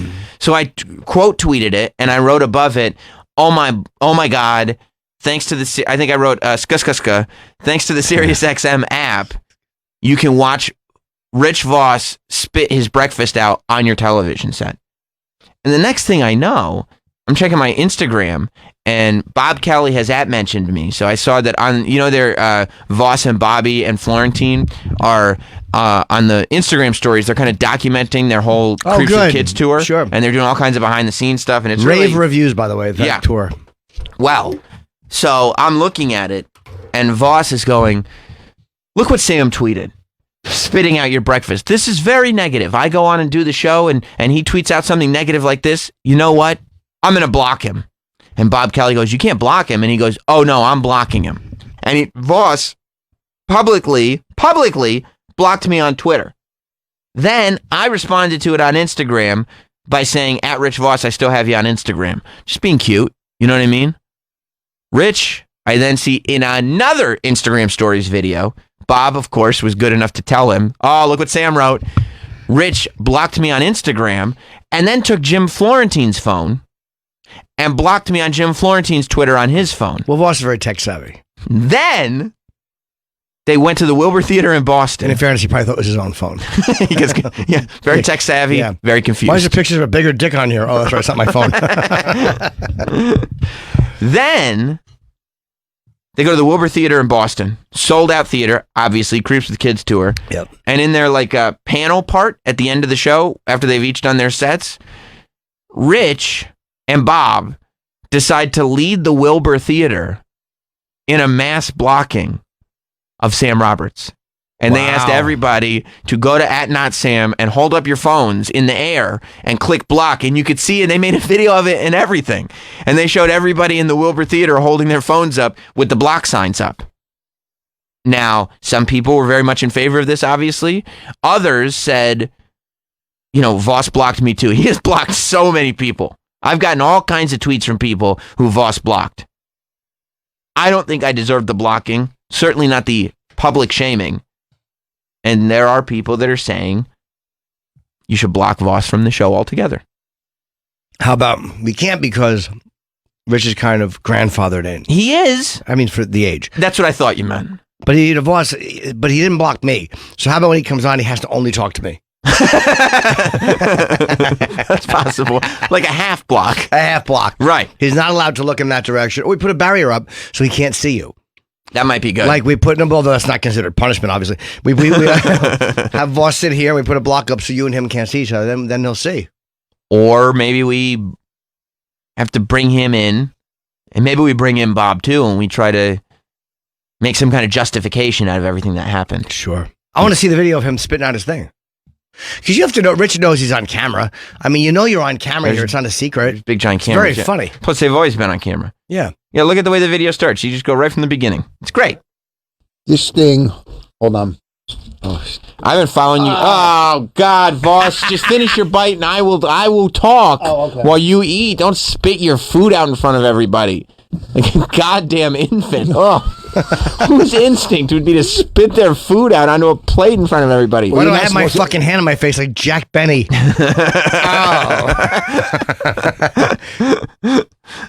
So that's it, really. And then the segment goes on for about 10 minutes talking about everything. That's good quality fucking video. It's fantastic. Holy shit. You should see it on TV. They do a really good job. It's HD. Yeah, it's no great. resolution lost. You know, full quality. It's really amazing. It's really great to watch. The SiriusXM video experience on the app really is a pleasant one. You can just go through. They're so quick. Like, they have videos of the show up sometimes before the audio on demand goes up. Good. You know, it's really... The app is excellent, yeah. It's really amazing what they're doing. I'll start promoting that more. I keep forgetting. Yeah. I want to learn how to watch it on my TV. We should break. I got to pee. We got Donald Trump Jr. coming in. Yes. And I got the book last night digitally sent to me. I haven't... They were going to send a hard copy. I thought you got one as well. But, I mean, I know what it's about. It's triggered. He's making fun of libs. It's very funny. Like, it's written very well. And I was on the plane, and he's saying certain things I didn't even agree with. Didn't matter. Right. You don't have to fucking agree with something to enjoy it. You don't have to agree with every point a person makes to enjoy it. You can agree with some of it and not agree with some of it and still laugh and still like reading it. Although I think he is targeting his base with this. 100%. Yeah. It still made me laugh. Right. Yeah. Yep, we'll have Donald Trump Jr. in. It's very good. And when we get back, this is why we got to keep ourselves on time. We have to do it. Is the reason it's feeling a little bit spooky in here, a little bit scary, is because today is the annual Jim Norton and Sam Roberts Halloween parade. I kept forgetting it was Halloween until you just said that. Right. Today's the big Halloween parade. All the guys are here ready to parade their spooky and scary costumes. Next weekend, I'm going to be in North Carolina. 2 weekends or 3 weekends from now, I'm going to be in Philly. December, I'm going to be in New York at Caroline's. Let's go to break. We'll be back with more Jim Norton and Sam Roberts.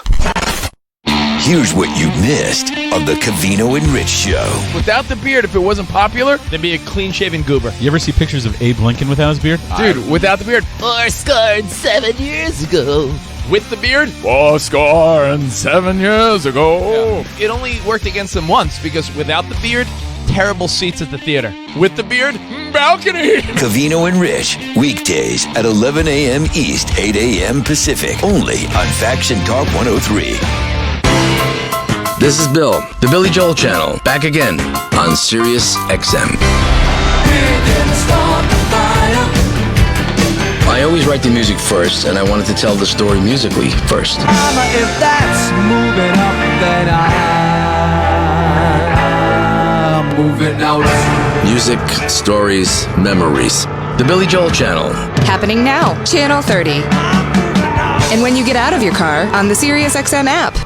Look, 4 companies control over 80% of the meat industry in the United States, crushing the family farm and sticking you with sketchy meat. But together, we can fix this. I'm Lucinda, 8th-generation farmer and founder of Moink. We deliver grass-fed and grass-finished beef and lamb, pastured pork and chicken, and wild-caught Alaskan salmon direct to your door. Moink's animals are raised outdoors, and our fish swim wild in the ocean. We don't bleach our chicken like Big Ag or use antibiotics, hormones, or any other sorts of funk. With Moink, you're helping save the family farm, while your family dines like royalty. Join the Moink movement today. Go to moinkbox.com/faction right now for free ground beef for a year. That's a pound of the finest ground beef on earth with every delivery for an entire year for free. Offer ends November 15th. Spelled moinkbox.com/faction. moinkbox.com/faction. I guarantee you'll say, oink oink, I'm just so happy I got moinked.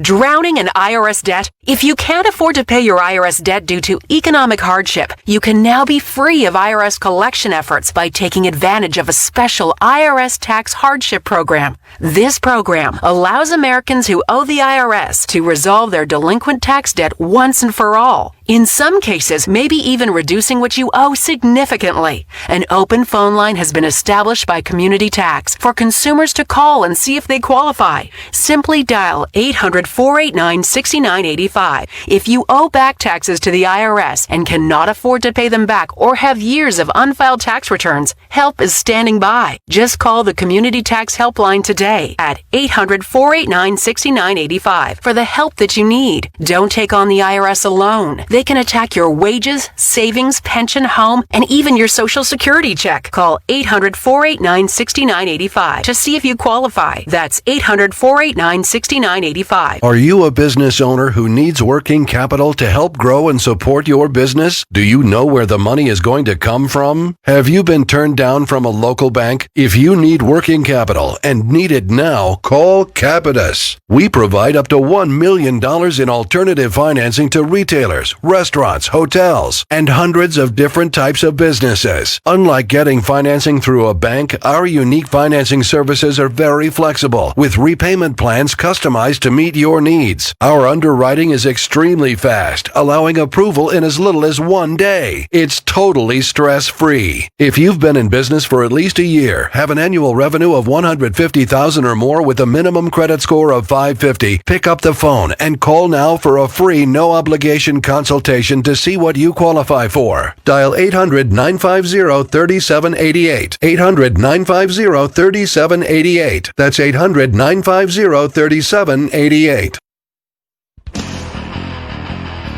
Dish Network has just developed the new Dish Voice remote, and now that it's got the Google Assistant home built in, your favorite game day recliner becomes a total home command center. Just say the word and the remote does the rest. It's awesome. You want to know what backup quarterback stats? Ask the remote. You want to watch a different game? Just press the mic button on the remote and say Game Finder. It can even turn down the thermostat if you get into a heated argument about whether or not the receiver's knee was down before he got to the goal line. Point is, you want a remote that makes watching the game better? Houston, this remote has no problem. The Dish Voice remote with the Google Assistant, your TV, and a whole lot more are at your command. Dish, tuned into you. Voice functionality requires internet-connected, Hopper, and compatible device. Google is a trademark of Google LLC. To learn more, you dial 1-844-CALL-DISH. You visit dish.com, or you find a local retailer near you. This is Trey Anastasio from Phish. This fall, Phish is taking a break from headlining arenas to perform their most intimate show in decades. Just for SiriusXM subscribers. And you could be there. Lo and behold, I got some tickets. Enter now to experience Phish live at the Met on December 3rd. For official rules and to enter, go to SiriusXM.com/Phish by November 19th. No purchase necessary. One of the best aspects of ButcherBox is the convenience. A box of 100% grass-fed beef, free-range organic chicken, heritage breed pork, and more shipped free right to your door. New customers can get a free turkey in their first box. That's right. ButcherBox is making the experience of cooking a Thanksgiving meal better. Get your turkey delivered to your door instead of dealing with long lines and crowded aisles at the grocery store. And like their beef, chicken, salmon, pork, and scallops, you know the turkey you'll be serving from ButcherBox was humanely raised the way it's meant to be, with no added hormones or antibiotics ever. Take some stress out of your holiday season. Sign up at butcherbox.com/Teft and get a free Thanksgiving turkey plus $20 off your first box. That's butcherbox.com/Teft for a free Thanksgiving turkey plus $20 off your first box. butcherbox.com/Teft. For years, you've been thinking about LASIK. You've been talking about LASIK. So now it's finally time to get LASIK. Right now, LASIK Plus is offering LASIK starting at just $250 per eye. If you're nearsighted, farsighted, or even if you have an astigmatism, LASIK Plus can help fix your vision, starting at just $250 per eye. Our best price ever. So get rid of the daily hassles of contacts and glasses and enjoy the newfound freedom of LASIK from LASIK Plus. Call 844-343-2020 or visit LASIK250.com today and schedule your free LASIK exam. The LASIK Plus doctors are among the area's most experienced LASIK surgeons. So take advantage of this amazing LASIK Plus price today. Call 844-343-2020 or visit LASIK250.com. Results may vary. Restrictions apply. See details at LASIK250.com. This story is called The Ugly Truth About Timeshare. If you think you've done your family a favor by buying a timeshare, you need my help. Hello, I'm Chuck McDowell, CEO and founder of Wesley Financial Group. 10 years ago, I started helping folks cancel their timeshare contracts, and in the process started what's now called the timeshare cancellation industry. Timeshare is the only thing that you can buy that you can't tell me how much it's going to cost or when it's going to end. When you buy a timeshare, you give them a blank check to fill out any amount they want for annual maintenance and assessment fees. Sound crazy? The crazy thing is, this never ends. Stop the insanity today. Call my office now. I guarantee if we can't cancel your timeshare contract, you'll pay nothing. Were you lied to when buying a timeshare and want out? Get the facts about timeshare cancellation. Call Wesley now for your free information kit. 800-771-9393. 800-771-9393. 800-771-9393. And now, Jim Norton and Sam Roberts return.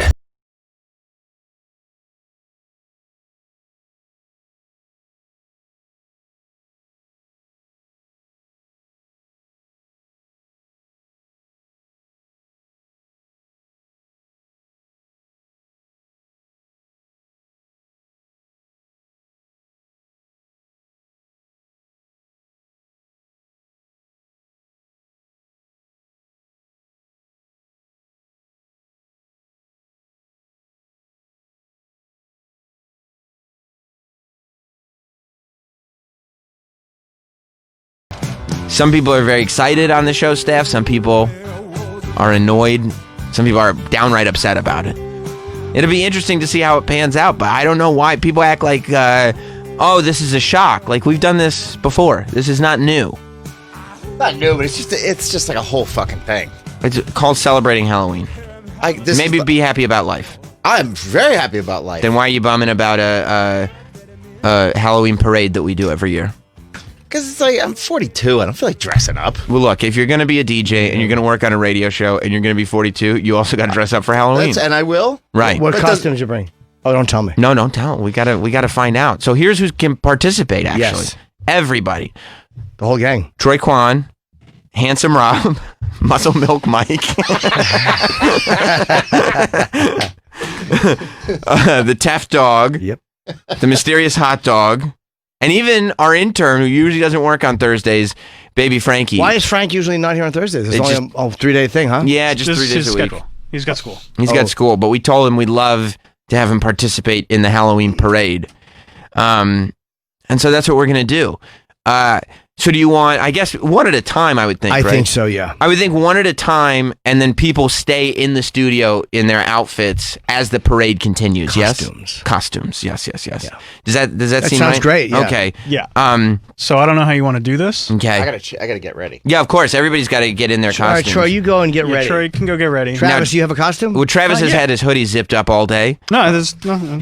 Oh, I thought there was a nice surprise What's your under shirt there. say? Jonesy, the cat from Alien. I don't know who that is. I don't know. The cat from Alien? You talking about like the cat? like you know, the guy from, that cat from Vaguely, Alien. I mean, I don't really know, you know. I'm sorry, I'm being obscure. That's a weird Alien? one. Yeah, it's the parakeet from Clockwork Orange. I'm sorry. It's the only thing with Ripley at the end. Ripley's Believe It or Not? Yes. I don't remember. Yes. All right. No, yeah, we're ready, but we're going to be changing in here. Like Rob, Nice. right now, shirt off. Have all the boys get in the Taft box, and everybody can change together. Bunch of nude men in there. Rob is shirtless. Okay. We don't need to dance. Travis is doing that Video. pretend. Hey, don't do that. Right. He's not even like playfully objecting as much as he used to. Not even a little bit. Not even hiding the boner. That's true. Travis's pants right now are dressed up as a tent. But I do know that two of these guys need some music accompaniment. Say that again. Okay, yeah, Accompaniment. Accompaniment. So I should not be the first one in there. Okay, that makes sense. All right. Well, why don't we? Do we have any production to start this thing off right? Oh yeah, hang on. Okay. I didn't put it in yet. Shocker. Shocker. I mean, it's in there. I just didn't. You put it flaked out. Yeah, he Shocker. did. You know what you should have come? The most unbelievable costume would have been a suitable radio producer. A prepared producer. Yeah. Put a There's mustache just on. not We'll call enough- you Boy Travis. a reliable employee. That should have been your crazy costume. You know, everyone's losing their fucking minds. Everybody. You're definitely losing your memory. Me? Look, No, I I'm got talking too to much. Sammy, I got too much on my plate. You're very as it busy. is. Too much. And I understand. Too much. It's too much. I do the same thing. I forget like, your mind all of a sudden store details that would have been important. I need to just get Hot Dog on full time to take care of everything. You need him as like an au pair.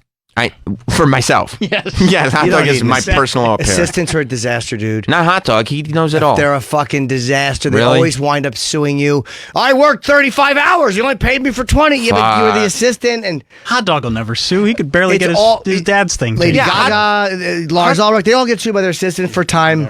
I appreciate your faith in me, Your mic flag. but Hot Dog couldn't even get like the money for his dad falling into a coma, and he definitely could have. Yeah, you're fine with Hot Dog as your Okay. personal assistant. Yeah, but Hot Dog is a lawyer. What do you think? Hot Dog represents himself? All of a sudden, Hot Dog Oh, gets that's a lawyer. true. And the lawyers realize there's some cash in that. I'll have to consider it, but These guys are still getting ready.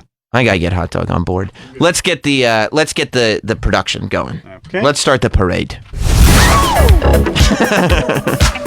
Welcome to the annual Jim and Sam Show Halloween Parade.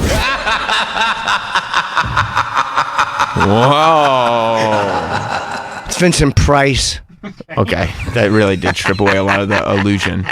Whoa, that was very scary, I found. I'm getting very scary vibes in here, aren't you, Jim? I'm very frightened. Very, very frightened. Very uncomfortable. Very scared. Yes. Okay, well, do we have a first We will person? in 1 second. Oh, okay. Who will the first person be? I don't know. Oh, okay, that's right. We'll just have the first If person. I tell you who I see, you'll know who. Should we it have to is. identify them when they come in? Like, will they be in such disguise that we don't I think recognize you them? will immediately know As they walk who in, this person is. and what we'll do is we'll have them, whoever comes in, grab the couch microphone and just stand up there and talk to the room. Let's call it the sofa phone. The sofa phone, and have them talk to the room and We'll try to guess who they are. yeah, we'll talk to them. It shouldn't be tough. All right, Let's we're send ready. them want the first one in. You want the Tef. first one? I'd love the okay. first one to come in. Let's start the annual Jim Norton and Sam Roberts Halloween Parade. Okay, here comes someone. Are you excited? Okay. I am. Let's and, go. And I get to hold out a minute longer than you because you can see them coming in. Okay, I can see. Grab the couch mic. It looks like. Okay. I'm gonna take a guess. Based on the visual, it's like a slightly more homoerotic Troy Kwan. Pretty much. Okay. Tim from 90 Day Fiance. With his sunglasses. Oh, I see. Okay, Jennifer, I didn't give Jennifer the D. But she didn't have a backwards hat. I know. Well, Costumes and sometimes police. he had his hair. I do see that Troy tried to like point his hair a little bit, and you put sunglasses on. And who are we talking to here? This is Tim from 90 Day Fiance. Do you like him? You know what I did after the tell-all? I ended up liking him. So what happened with you and your Don't break fiance? character. What happened with you and your fiance, Tim? I didn't give her the D. You didn't deliver it? No, I didn't give her the D. Is it her fault or yours? It's my small penis. Okay, he's finally admitting it. Okay, looks like Troy really got it. I didn't realize that. I never saw Tim from 90 Day Fiance wear camo fatigues. No, or have that many tattoos. No, I didn't see that either. Good biceps. I was Yeah. almost Adam Levine if I could have found a jacket. That's You who I should just thought come he in here was. with no shirt on instead of Adam Levine. Okay, well, right now I guess Troy is Troy's in the lead. Yeah, from For Tim best- from 90 Day Fiance. for best costume. Yeah. Are you ready for the next Entry. entry into the Yes. Jim and Sam annual Halloween parade? Yes, sir. Okay, Yep. This is exciting. Let's He's see. coming in. Troy didn't put a lot of effort into the costume. I Had a lot of- disagree. He had a lot of trouble maintaining the character as well, it seemed like. Okay, who do we have? Who do we have here? Welcome to the show. Oh, great. He's every office shooter. Yeah, really. There's a hat, says Quantum on it, and a little vest that comes mid-waist. Looks like a fishing vest, but yes, it Mid-stomach. could be used to store ammo as well. You're right Yes. about that, Jim. And I don't know if it's part of the costume or not, but there seems to be an inordinate amount of chest hair showing. Yeah, there's a lot. That could just Paul be. Stanley, 1975. Okay. Who are Got it. Now. Okay, well, welcome to the show, whoever you are. My name is Mike Iaconelli. Who's that? Who is Mike Iaconelli? Big fisherman from New Jersey. Famous fisherman. Dressed up as Mike. Mike Iaconelli, a fisherman from New Jersey. Hey, Tim from 90 Day Fiancé, could you Google Mike Iaconelli for us while you're over there? Is he a very famous fisherman? Thank you, Tim. Yeah. Mike Iaconelli. You never heard of famous fisherman Mike Iaconelli? What type of fish do you like to fish, Mike? Largemouth bass. You do? Where do you catch them? All over the country. What's the biggest joker you ever snagged?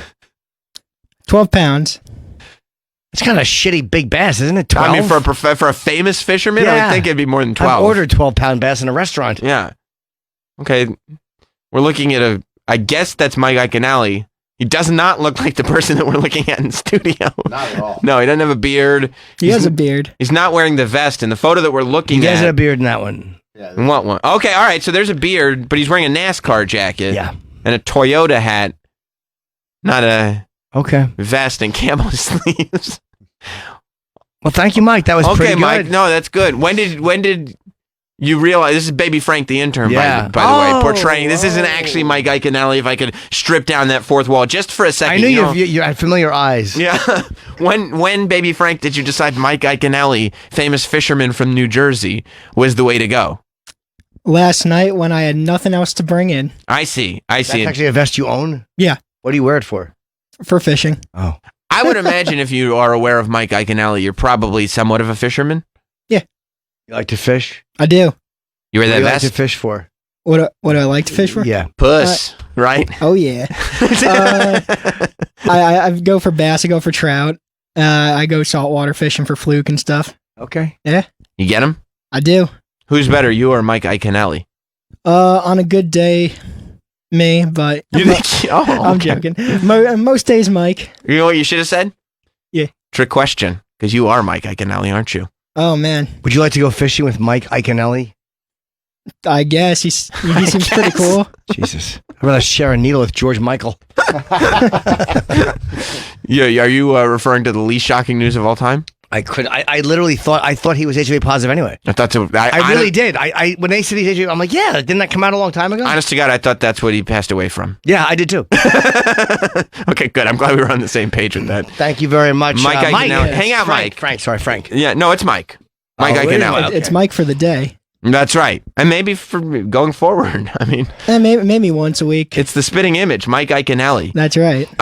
Okay. You ready for the next one? Now, Travis, when you saw Mike Iaconelli, when you saw the transformation into Mike Iaconelli in that room, did you realize what was happening? Was this, as the producer, was this costume vetted through you? No. You just were like, we trust you, baby Frank. Yeah. Actually, when I saw Mike. Yeah.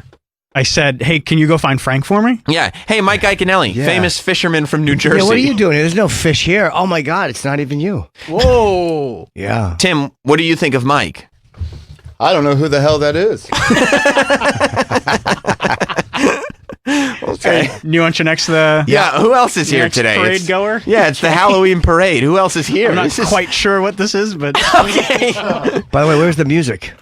It's only for these specific. people don't require music. Okay, because so far we have not. So you were sure. Okay, we're looking at somebody. You can get the booze. It came in. Is that a Gryffindor? I'm Henny Potter. I got my little Henny Potter. Is that a Gryffindor robe you're wearing? Okay.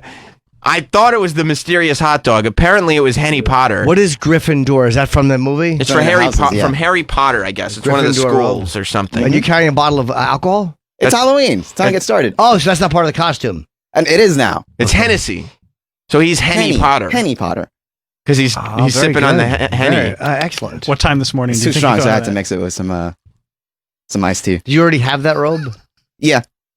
You had that at home? Oh, no, I mean, I had it prepared for the weekend. Oh, you didn't actually own that robe for no reason. You bought it for this. Yeah. Oh, that's very nice. That's good. That's actually the better answer. Yeah. So, and then when did you decide Henny Potter was the way to go? I'm going to incorporate some Hennessy. I went and started drinking early, and I woke up today, and I saw that bottle of Henny on the floor, and I was like, let me bring that. So you do have Hennessy in that cup right now?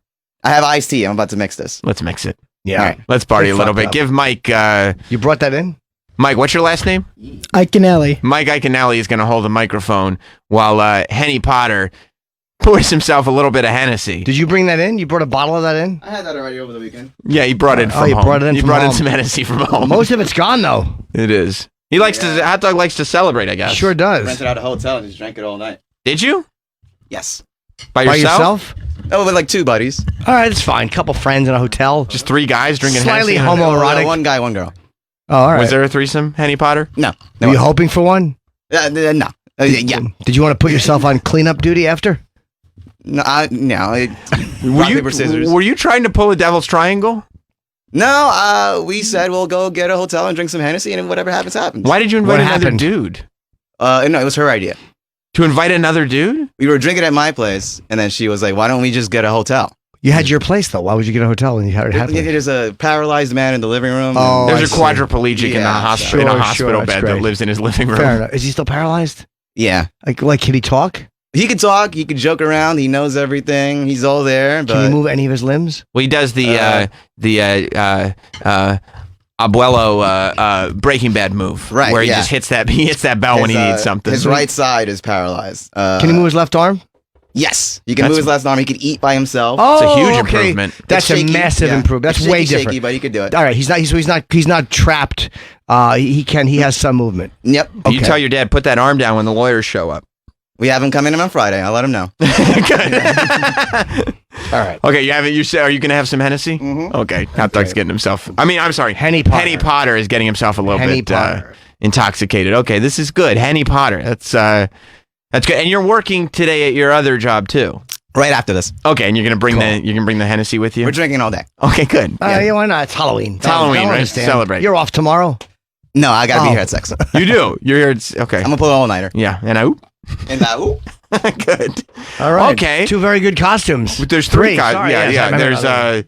Tim from 90 Day Fiance, famous fisherman from New Jersey, Mike Iaconelli. Yes. And Henny Potter is who we've met so far. Very good. You know, for ready all for the the next advance, one? if Sorry. for all the advance notice that we give that we're going to do the Halloween parade again, I don't know how seriously some staff members have taken. Are you saying that these costumes were grabbed with the urgency that when you run back in and grab your house keys? Right.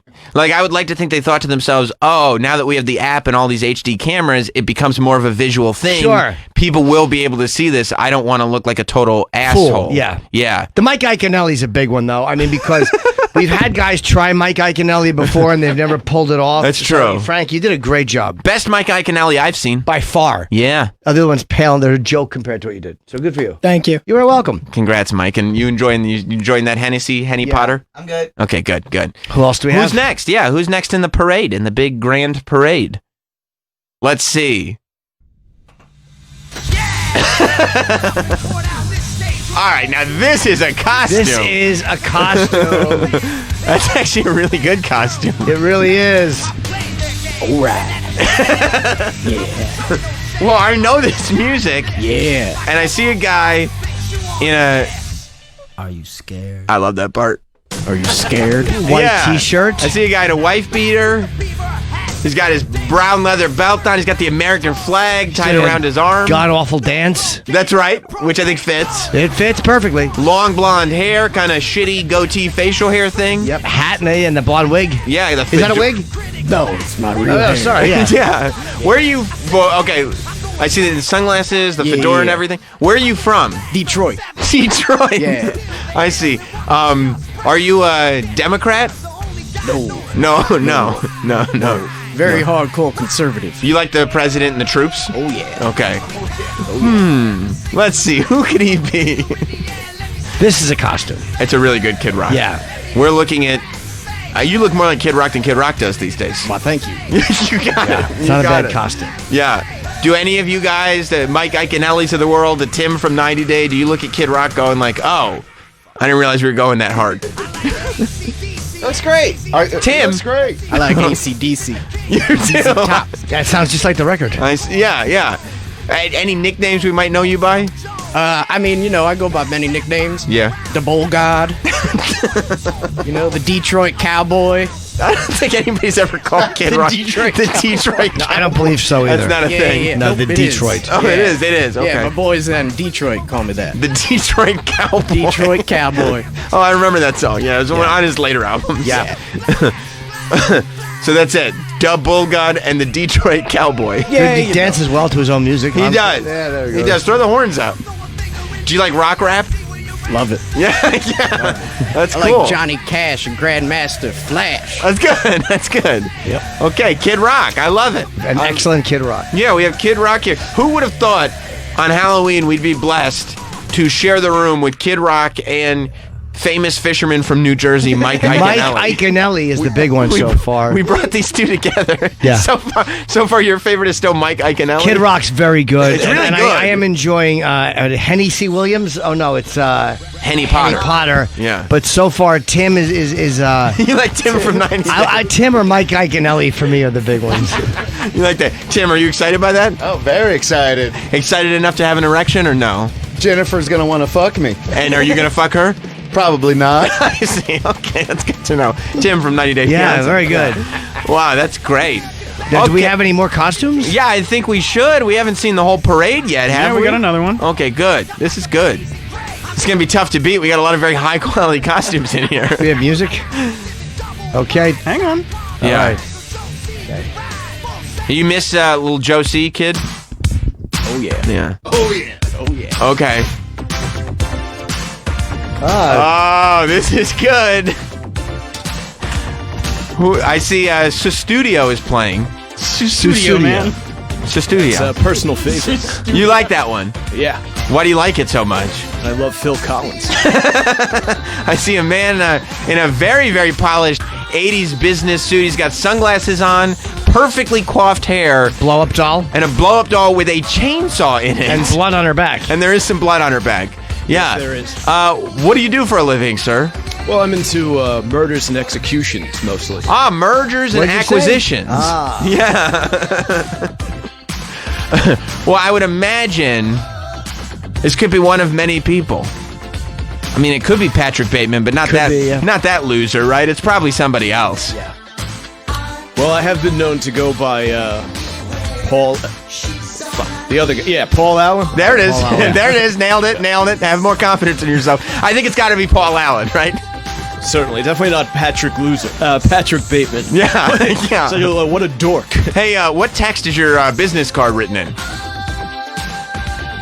Boom. That's the color. But close. That's close. Rail. There it is. Okay, you got it. You got it. We got Patrick Bateman. Yeah, I we love do. it. I love it. Yeah, chainsaw. This is good. Okay. I feel like the guys who had their musical cues Yeah, really put some effort into put a this. little bit more effort in. But I guess to be fair to Mike Iaconelli, what music would you have from Mike Iaconelli, right? Whatever a fisherman song would be. Yeah, I guess you could have done that. Yeah. Now, Henny Potter, how do you feel about some of the costumes you've seen here? I don't like the disrespect going around for my costume. This is $180 over here. You paid $180 for that robe? It's a Halloween costume. And a Henny bottle. Oh, I forgot about the Henny. Henny's expensive. Yeah. I see. And Tim, what do you think of the costumes that we're seeing here? I think it's all great. You do. You love it. That's right. You love it. Do you love your fiance or girlfriend? I haven't given her the D yet. Oh, not yet. Okay. How about that doll over there, Tim? You think maybe that has a better shot? If I could get an erection. Okay, that's good. Perfect. He stays in character. That's good. I love that. And I guess we just have one more. One right? more. Yeah, one more in the big Jim Norton and Sam Roberts Halloween parade. It's coming in. And I sense that he's coming. No musical cue, though, so this is going to be kind of a letdown. Oh, yeah. What do you think about that, American Badass? I mean, that's not pretty cool. Not pretty cool. Well said. Well said. Cool. And who do we... Oh, yeah. Oh, my. We have a full-fledged Visco girl in studio. And are you? Okay, we're looking at somebody who's wearing a hoodie as a dress. And a wig. She's got a wig. She's got a... This is my hair. It's in a messy bun with a scrunchie. Oh, it is. And is that a Hydro Flask you've got there? And I noticed there's some stickers on it. Yeah. What? You got a lot of scrunchies around your wrist there. Yeah, scrunchies are cool. I know. Yeah, no, they are. And what kind of backpack is that? It's my Fajal Raven Kenken. Fajal. Of course. Turtles. Turtle. It's a full... It's a full-fledged and extremely He's committed. dressed like half the women I date. Yeah, it really. Travis would be a very convincing. If he had shaved down completely, you would have had an argument with me as to whether or not that was a true female. I got stuff in my bag. You do? Okay. Visco, are you just Visco girl? I'm just Visco girl. You're just Visco girl. Okay. I forgot about that. That's the worst. Okay, what do we have in your bag? We're pulling it out. Oh my God. My camera? Oh, you have a little... It's the little Polaroid camera. That's a bigger one, though. That's nice. We literally discussed it in that first hour. You've got a Polaroid... I mean, she's got a Polaroid camera. Yeah. Yeah. Take photos of your friends? Now, are you triggered at all when you look at Jim's coffee cup? there's a plastic straw in it, you see. Okay, he's replacing Jim's plastic straw. Turtles. With a steel straw that's used. That's good. That's good. Is that a Pokemon sticker on your Hydro Flask? Yeah. Yeah, okay. All right, that's good. What else is in your bag, Visco girl? Smell goods. Wait, a little some smell goods. What are smell goods? Oh, I got what's this? Oh, antibacterial gel. Oh, antibacterial gel is very important. Visco tissues. You need to have tissues if you're a Visco girl. Another straw. Oh, because you never know. Well, yeah, I mean, you might find somebody Turtles. with a plastic. Okay, somebody else. Sorry, I didn't mean to interrupt. We got a little makeup. Oh, turtles suck. Oh, Carmex. Oh yeah, I mean, I would imagine. I would imagine that Kid Rock probably isn't too high on Visco girls. Hell no. No, you don't like. Now, Visco girl, are you a Trump supporter? No. Kid, what do you think of that? Get the hell out of here. And I. Kid. Generally speaking, Kid Rock. Yeah. Do these colors run? Maybe. These colors don't run. Maybe. I mean, have you, Jim? Maybe. You've heard the phrase "these colors don't." Everyone's heard that. And I oop, am I right? Yeah, I think you are right about that. Yeah, It's boomer. good. Yeah, I'd say that was appropriate on that one. Wow. Fuck turtles. You already said it. Yeah. You already said it. Yeah. These colors run, maybe. Yeah, maybe. I don't really know where you're going with that. Okay. So non-committal. It really is. That's okay. But the costume works. Is this used? What? No.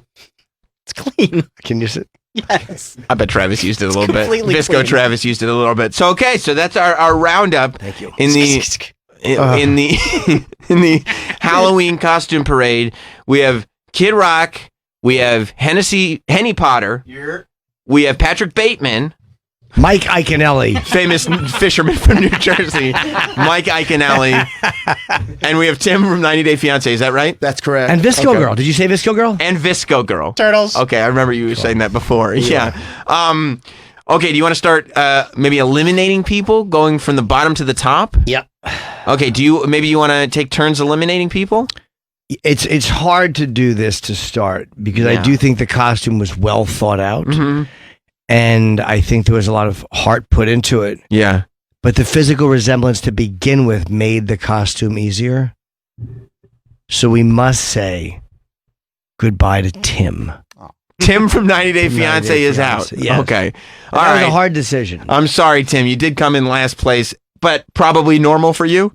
That's okay. I got to get my nails done anyway. Okay, I'm glad you're taking it so well. All right, my next elimination. Let's see. Because you have to not only base it on costume, but also our interactions with them. Sure. You know, and that can help a bad costume and hurt a good costume. That's right. But even though he's fully committed in the sense that he is literally drinking Hennessy as we speak by himself at 8 o'clock in the morning right now, based on the fact that I think he just saw a bottle of Hennessy in his apartment And wanted an excuse to drink? and also wanted an excuse to wear a Harry Potter robe to work, and that Henny Potter is not a thing, I probably have to eliminate Henny Potter. It's a tough decision. I hope that that's okay. You can grab that mic. It's on. I hope that that's okay, Henny Potter. That's where all your loyalty has gotten, your hot dog. Your boy? No, your hot dog's my boy. Henny Potter is a different entity. Yeah. Trash. This is a fucking a red Sergeant Barnes conversation. Thought he had your back. Everyone's got to be eliminated sometime, hot dog. I'm Jim's man boy now. Jim didn't even ask for that. I'll take him. Okay. Yeah, I'd be happy to have a hot dog in my life. All right. Well, now I think we start. It gets very difficult. Now is where it gets really difficult because now we're talking about people who really committed to these costumes. I would say, and this is again a very, very difficult decision. This is very difficult. And I hate to eliminate this person because it's somebody who's I've admired for so long. Mm-hmm. And then to see somebody dressed like him, it makes me want to, makes me want to keep you in the contest just for my own sentiment, but I can't do it. Mm-hmm. I have to eliminate Mike Eichen. No. It's very hard. Hell, you don't Oh like fishing? my God. Fishing's awesome. You like fishing, I kid? do it all the time in Detroit. I see. Good. That's why they call you the Detroit Fisherman. Cowboy. They call you the Detroit Cowboy. These colors run? Possibly. Yeah. These colors don't. The key. All right. So unfortunately, it wouldn't have been my choice, but understandable. Okay, bummer. Mike Eichen is out. Well, now we're down to 3. Yep. Now we've got. Did you take a drink of your Hydro Flask? Okay. We have a Visco Girl, we have Kid Rock, and we have Patrick Bateman. Since it's the final 3, should we have them all say something on their own behalf? I agree. Yes, I was going to say yes. Okay. Whoever wants to go first. Why don't we have Patrick Bateman go first? Patrick, BB. why should you not be eliminated in this round? Well, you certainly don't want to keep the trans whatever that is and the flat-chested woman in the bowler hat. Okay. I do feel like that was actually Mike Montel. Flat-chested thing in the bowler hat. By the way, bowler hat. A bowler. Okay. By the way, I do want to say that even though Kid Rock has been working on his fitness and everything, the nips are poking out of the shirt. They are, but Kid Rock's obviously in shape. And Kid Rock is in shape, but the big nipples. the nips are triangles. Pepperonis. That's not as I got that's not big as good. nipples. You do. Yeah. All right, Kid. Why should you not be eliminated here? Well, I don't know if you know this, but I'm the American Badass. Just thought of another nickname, huh? Oh, yeah. Oh yeah. Okay, that's a good reason. And Visco Girl. This pussy next to me is just trying to save the turtles when they're not even dying. Right, that's actually a good point. Yeah. And I mean, this is a Republican star show. What? And we got Donald Trump Jr. coming in this morning, so I think I should win. Is that a Detroit accent? No, I don't know what that is. Feels southern, I'm the doesn't it? Detroit Cowboy. Oh, I forgot about that. That's right. Detroit Cowboy. Indeed Kid you are. Rock. I bring the soul from Motown. You certainly bring it. Right, it's the sure. And Visco Girl, why should you not be eliminated? You guys don't want to look like a bunch of bummers. I don't want to look like a bummer. That's actually pretty very true. true. Turtles. Okay, now I forgot about that too. Yeah, that's true. Look, I'm gonna say, even though all 3 even though all 3 costumes are really, really great, Excellent. and this is absolutely a gold, silver, bronze situation. Yeah. In the vocal, I felt the least commitment from Patrick Bateman on this one. I agree. Okay, and that's unfortunate because Patrick, you did it's a fantastic It's costume. well thought out. Well done. I have to return some videotapes. That's very, very good. And an excellent very, exit. very good. And he's leaving. Yeah, it's cranberry juice, cran apple. So now we're down to 2. Mm-hmm. Should we vote? I feel like we should vote. 1, 2, 3. There's 5 of us left. Patrick Bateman has left the room. Patrick he has won't left. be voting. Yes, he needs to run the board. But there are 5 of us, so I think we could vote. Yeah. Should we start with Tim from 90 Day Fiancé? Yep. Okay, Tim. I'm gonna get back in character. Yes, please do. He took his sunglasses off. Yeah. You gotta channel it. Yeah, he does. Yeah. Tim, who do you think should win? Well, I do like the KID. Oh, then you're just like listening to that though, huh? I do. Yeah. But I do have to give it to the Visco Girl. Are you trying to holler right now, Tim? That's kind of my style over there. Yeah, I see. It's a teenage girl. Do you have a promise ring? With a beard. You like that? I like a little stubble. Okay. Good to know, Tim. All right, Mike Iaconelli, I guess, would vote next? Yeah, Mike would next. Okay. Mike, why don't you take that fishing rod out and let us know who you're casting your vote for? I don't know. The Visco girl really seems to have it going on right now. Woo, turtles! But Kid Rock over there, he's got that, USA bandana on his arm, and no one's mentioned that yet. So, just for the bandana, I'm giving it to Kid Rock. Kid Rock, Cool. okay. Vote against your boss. That's smart. Well, at the end of the day, Mike Iaconelli is a patriot. Mike is a patriot. Sure he is. Yeah. He likes fucking and fishing. That's right. All right, Henny Potter. Well, I'm not about the right-wing cuck shit. And I like my girl here, and I whoop. So, if you want to holler, got some Henny over here, I'm voting for you. Okay, that's for the Visco girl. She's underage. But she's got a And I whoop. Pour some of that in my hydro flask. Oh, I got you. Okay. It's uncomfortable, the interaction. Are you uncomfortable with it, I don't too? like it at all. Okay, so that's...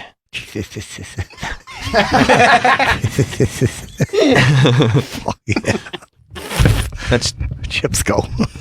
Chips go, girl. That's 2 for Visco, 1 for Kid Rock. Jim, do you want to cast a vote? Yeah.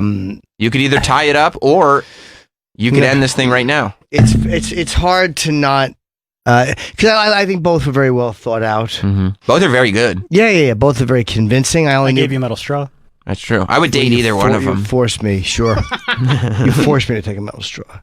He was so turtles. he was so grossed out when you did that. Yeah. Why would you want him handling your straw? I wouldn't. No. Especially if it was one that was used. It was used. Up his ass. He took a couple. Oh, you think the Visco girls put the straws where? Up his ass. Yeah, that's good. Straight up there. That's good. Southern accent. Both are committed. Here's why. Yeah. I have to say Rob's costume is very good because he has the bandana and he's in character. Kid Rock. Sorry, yeah, Kid I think Rock. you meant Bob Ritchie. Isn't that like Bob Ritchie, Kid Rock's name? Yeah, Correct. so you meant, that's who he was talking about. And Avid golfer. Huh? Avid golfer. Kid yes, Rock? you are. Hole in one, right? Yep. Also, but the Visco girl brought in the things a Visco girl should have. Props. Yeah. And the Visco girl has not slipped. I feel like a lot of research was done into the Visco girl, whereas Kid Rock maybe referred to himself as the Detroit Cowboy, and I said these colors don't, and he said, do they run? And he said, maybe. He said, yeah. I said, possibly they do. Do these colors run? He said they might. So that's possible. Yeah. yeah. That's not the most Kid Rock thing ever, but he really looks like Kid Rock. Sorry, I'm a little stupid.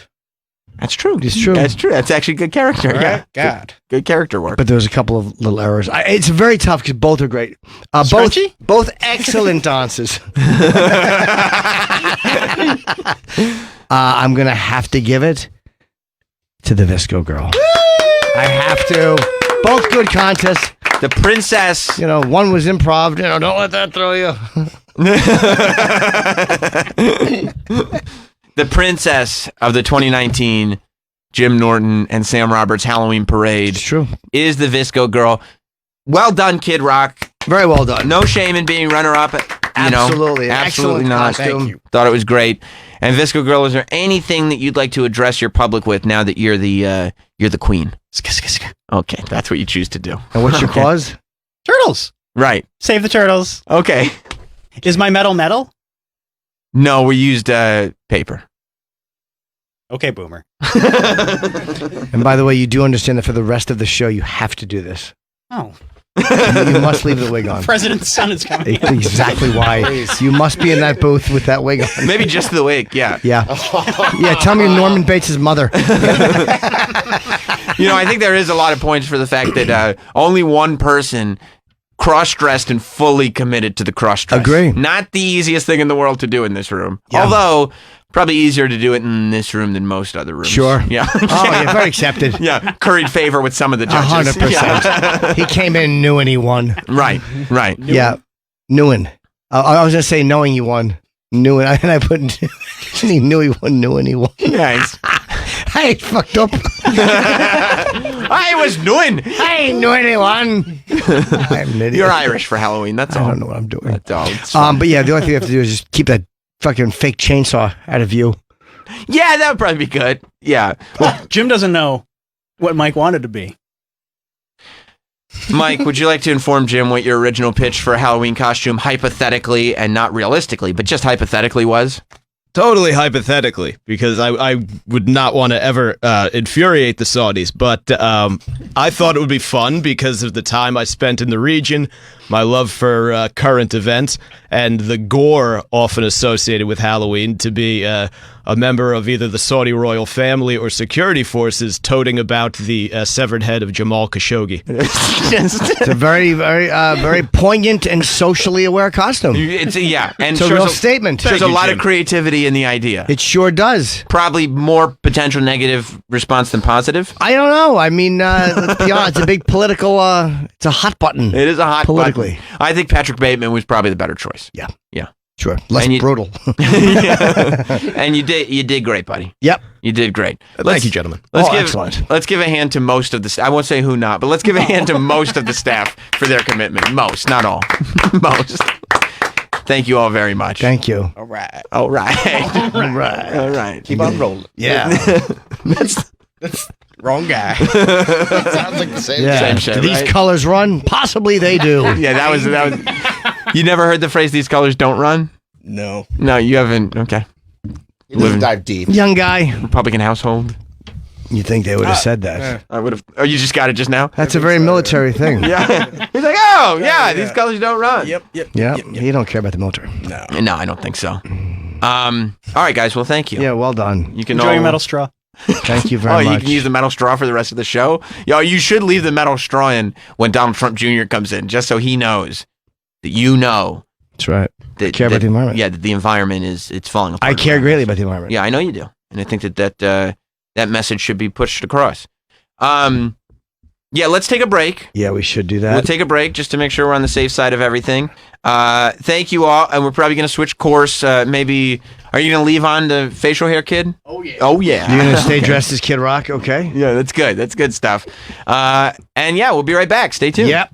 The Jason Ellis Show. Jerry Springer, welcome back. You were on this show years and years ago. I was a young man then. You don't look like you've aged at all. Oh, yeah, I'm so old. I should be dead. Yeah. Wait, really? How old are you? 75. That's not dead yet. Oh, good. 85. 10 more years, I'll be a little bit worried. How old are you? What? 48. Well, you are losing your hair. No, I'm not. You don't know that. Live, 5 p.m. East, replay at 5 p.m. West, and on demand anytime. The people are fun. They're great to listen to. Lots of entertainment. The beer is cold, and your favorite country artists are always stopping by. They're so open to the people, and they love the fans. Hey, it's Buzz Brainerd from The Highway. Buzz, there you are. Inviting you to the Music Row Happy Hour. The Music Row Happy Hour is a must. Every Friday from 4 to 8 p.m. Eastern. We throw a Nashville party at Margaritaville. But no matter where you are, you're welcome to party with me every afternoon on The Highway Channel 56. The Highway! And on your phone or at home on SiriusXM connected devices and speakers. Growing a beard isn't as simple as just not shaving. Beards of all lengths require proper care, even stubble. Cremo Company is here for you and your beard with our line of beard products. Beard and Scruff Cream to relieve that itch, softener to soothe and condition, revitalizing oils for critical hydration, a refreshing wash to keep it clean, and balm to tame in style. Cremo Beard Products. Beard boldly at Walmart, Target, CVS Pharmacy, Rite Aid, Walgreens, and on Amazon. This is happening. Our busy company's buzzing like the hornet's nest in the tree outside. Then Tina walks in. We've got a projections problem, Brian. Management's given us crazy numbers to hit and not enough crew to handle it. I spring into action like a human hornet and jump on Upwork. I book a team of remote freelance pros, each ready to start immediately. And those projections, with Upwork, this is happening. Hey Tina, wanna get lunch? Thanks, but there's hornets outside. Upwork. Hire freelancers, make things happen. Do you know the last time you replaced your toothbrush? I didn't. I also had no idea how long I was really brushing until I got a Quip electric toothbrush. Quip was designed to fix the habits most of us get wrong when brushing our teeth, with sensitive vibrations and a built-in timer that guide a 2-minute clean. To keep your bristles fresh, Quip delivers brush heads every 3 months for just $5 with free shipping. You can take Quip everywhere using its slim cover that mounts to mirrors at home and slides over your bristles when you're on the go. It's no wonder this electric toothbrush earned a seal of acceptance from the American Dental Association, was named one of Time's best inventions, and has thousands of 5-star reviews. Quip starts at $25 and is guaranteed for life with a refill plan. Sign up now at getquip.com/factiontalk and you'll get your first refill pack free with a Quip electric toothbrush plan. That's your first refill pack free at getquip.com/factiontalk. Get quip.com/faction talk. The Center for Disease Control says sitting is the new smoking. That's ridiculous. How can you quit sitting? You can't, but you can do it better. I'm John Cleese, and I want you to visit backstrong.com and see the gold star rated ergonomically designed chair created by my dear doctor friend, Dennis. I'm sitting in one now, and it's amazing. It moves like a swing, seriously. You have to see this with your own eyes at backstrong.com. It cradles you, makes it impossible to slouch, you see, and that means you gently strengthen your core, you increase circulation, you relieve discomfort, and you have more energy and flexibility. So visit backstrong.com and enjoy $100 off your order today. Use the promo code FACTION.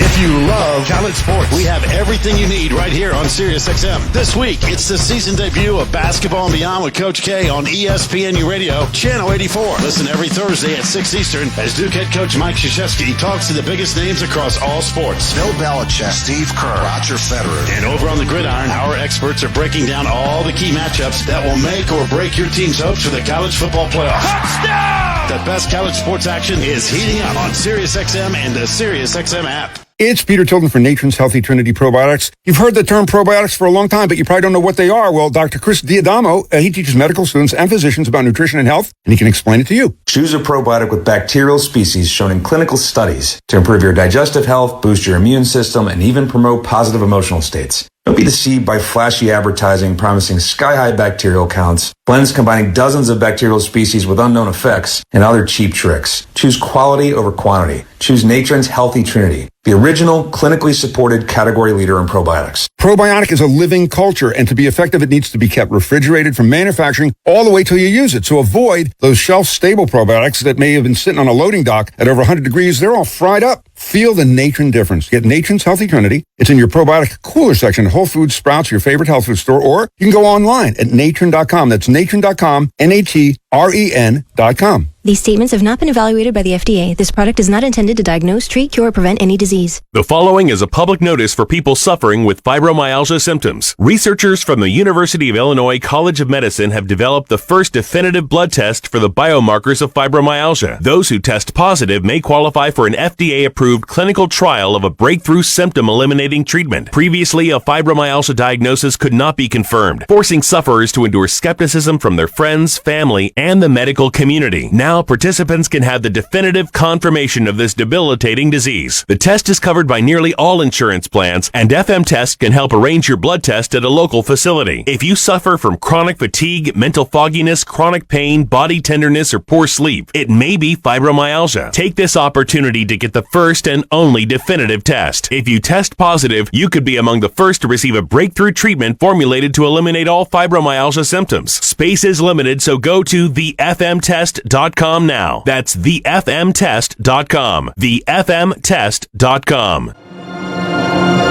Hey, forget Russian hackers and elections for just a moment. This is worse. Cyber thieves are stealing American homes. And guess where your home's legal title and mortgage documents are kept? Yep, online, wide open. Your signature and everything thieves need to take over ownership of your home, they're online now. Thieves forge your name off title, then they refile the deed so it appears you sold your home. Then they go to unscrupulous lenders and borrow money using your home's equity. Then they disappear and stick you with the payments. Banks, insurance, and identity theft programs do not protect you. Home Title Lock does. Home Title Lock puts a virtual firewall around your home's title and mortgage, and they monitor the black market to see if your home is there. Your home's equity is your retirement, your emergency fund. Let me help protect it with 60 risk-free days of Home Title Lock. Go to Home Title Lock and register your address to see if you're already a victim. Defend yourself at HomeTitleLock.com. HomeTitleLock.com. And now, Jim Norton and Sam Roberts return.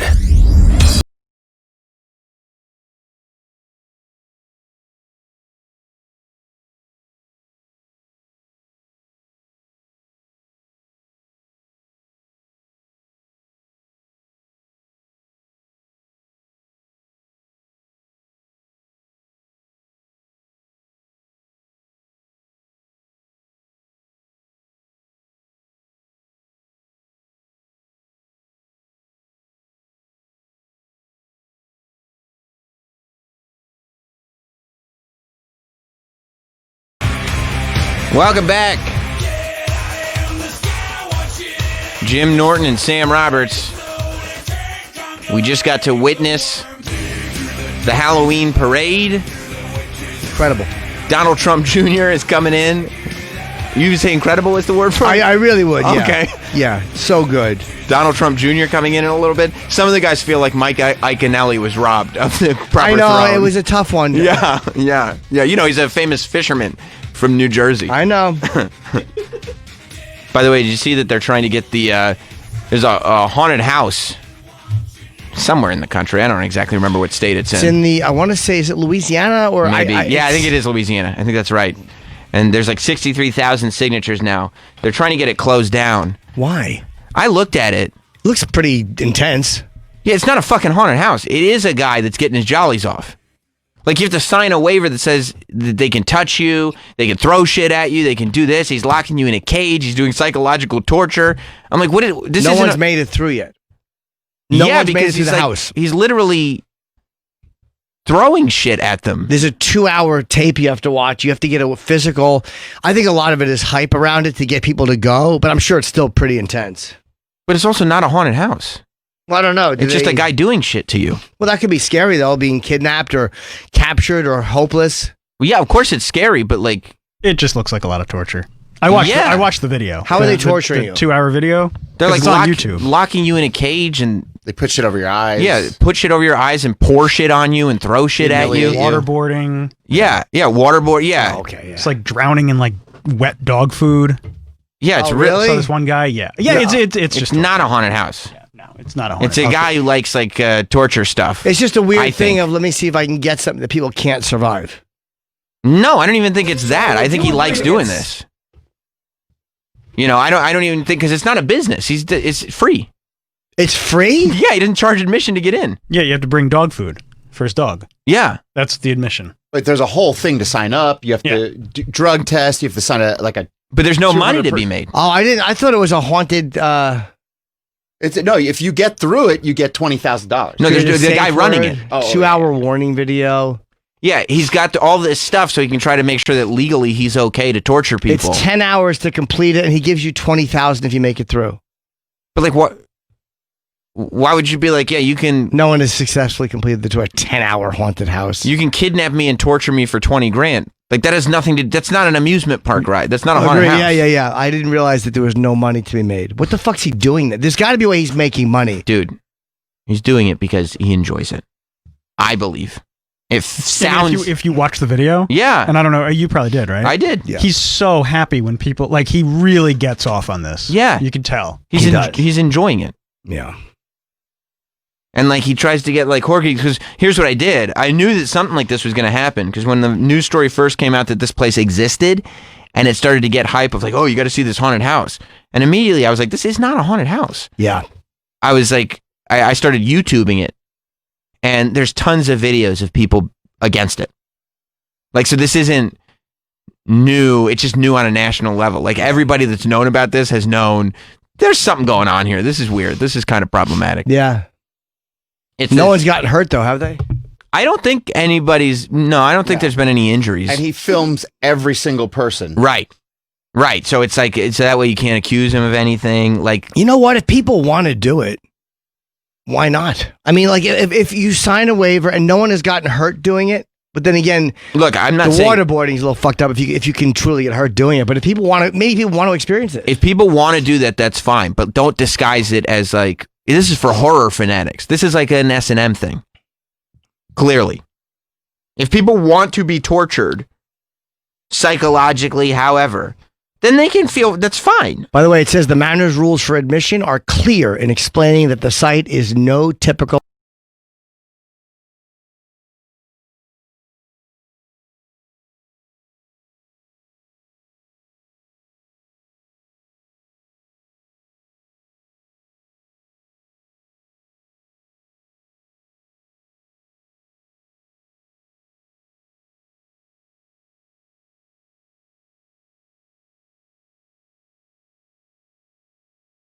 And you know what? If this is Moink's... Do it. I don't care. Do whatever you want to do.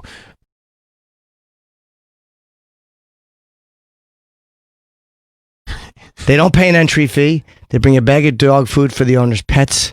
The adventurers must be over 21, have a parent's permission if they're between the ages of 18 and 20. You have to pass a physical doctor's note detailing that they're physically and mentally cleared. Okay. Pass a background check. Of course, because they don't want anybody coming back at them and being like, wait, you can't do this. Right. And yeah, I'm not saying if people want to do it, go ahead and do it. I don't care. Do whatever you want to do. But let's not sit here and be like, put it on the list of the top haunted houses in the country, because it's not a Halloween exhibit. Because guess what? Every real haunted house that's like, oh, there's a haunted hayride, and it's not your typical haunted hayride, but it is your typical haunted hayride. That's just a thing that you say. I'll tell you what a haunted house is to me. Tell me. Single mom, no appreciation.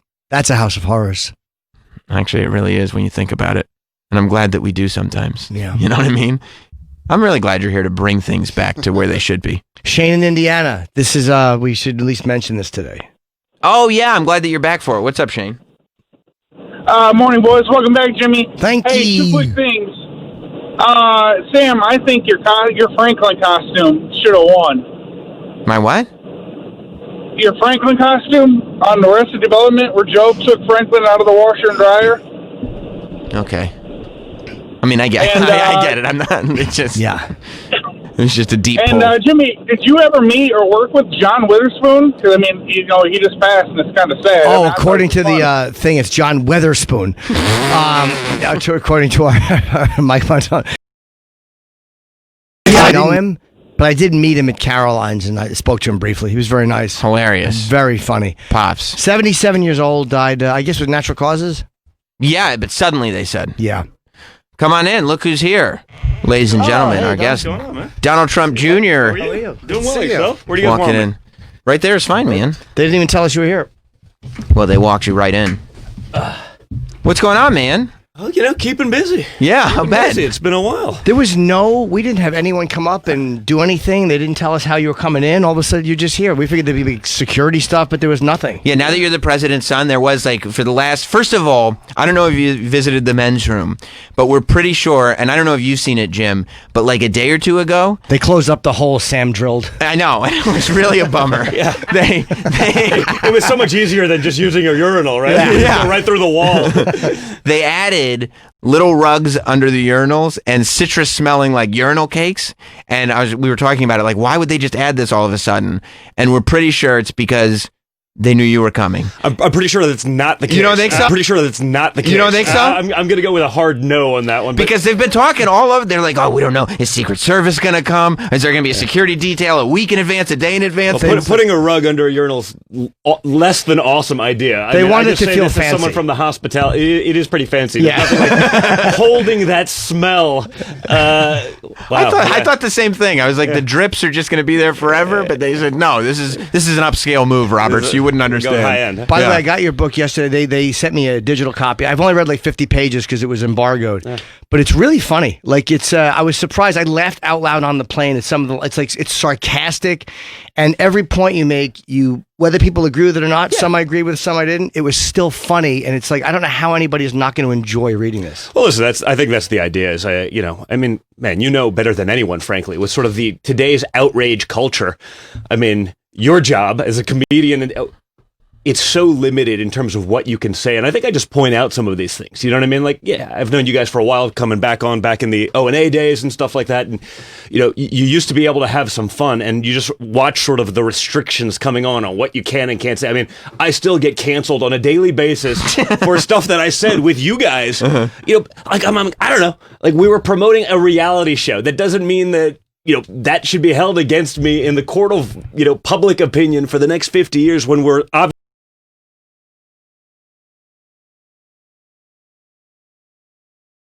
I think the president kind of sent a shockwave through the cancel culture kind of way of thinking, because there was all this tape and there was all these like, quote unquote career ending horrible mistakes you can never come back from. And it was like, we got him here, we got him here, we got him here.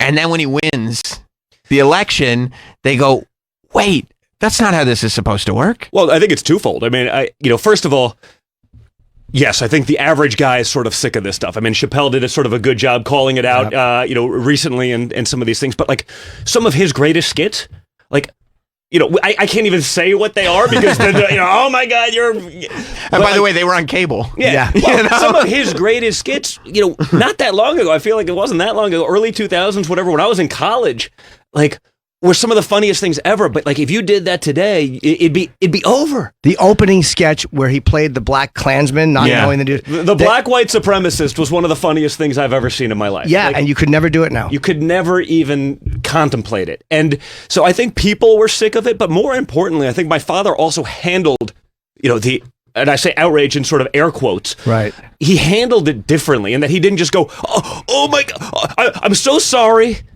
I'll never. It's like, give me a break, and moves on. And I think, the guys that do end up sort of getting canceled are the guys that just start profusely apologizing, because the reality is, and again, regardless of sort of political spectrum, it seems like the people pushing that outrage culture, it's never enough. Right. The apology is never real, even if it is.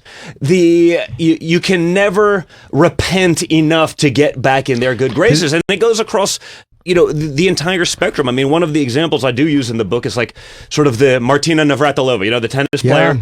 Like, this is someone we knew growing up. Like, she had a similar story to my mother, escaping communist Czechoslovakia and stuff like that. And, she came out a few weeks ago against like the trans women in female sports. Right. Which I've been pretty vocal about, and it's one of the few things I can put on Twitter, and people are like, crap. I hate Don Jr. But I'm with him on this one. I can't believe I'm agreeing with him on something. What do you say about it?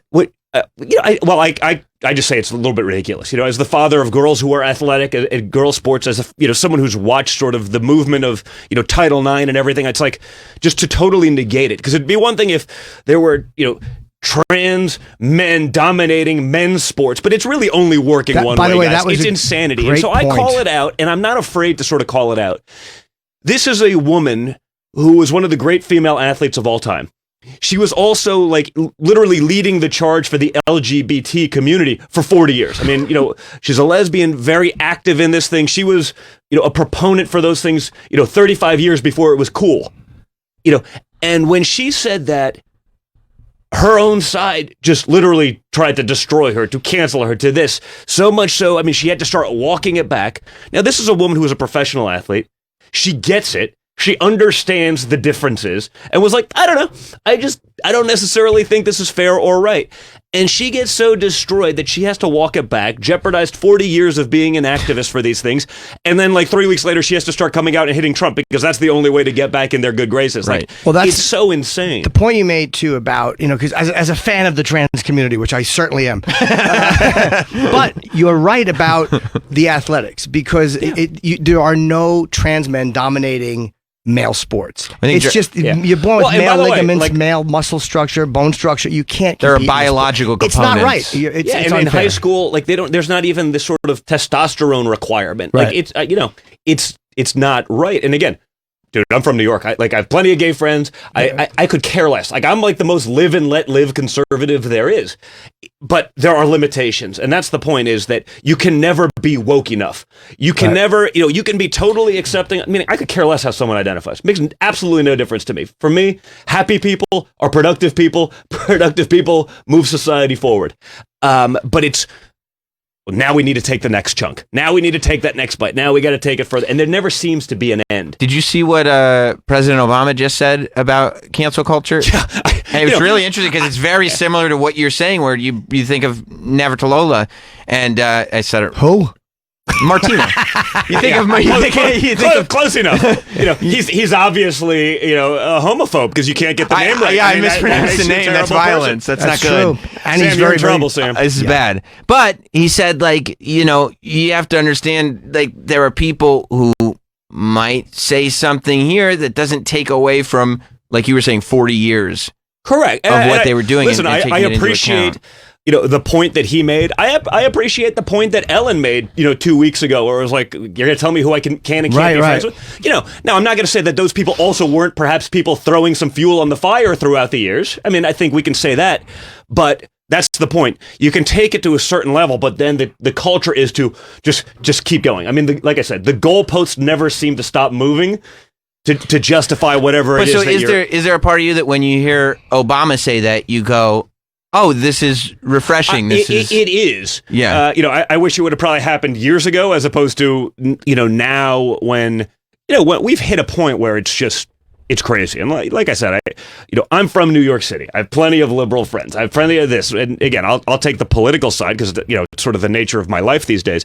But I used to be able to argue a lot of their points, and when I see the debates, when I see the liberal debates, I mean, they literally spent more time talking about Donald Trump's Twitter account last time and essentially eliminate the president of the United States, free speech, than they did addressing China.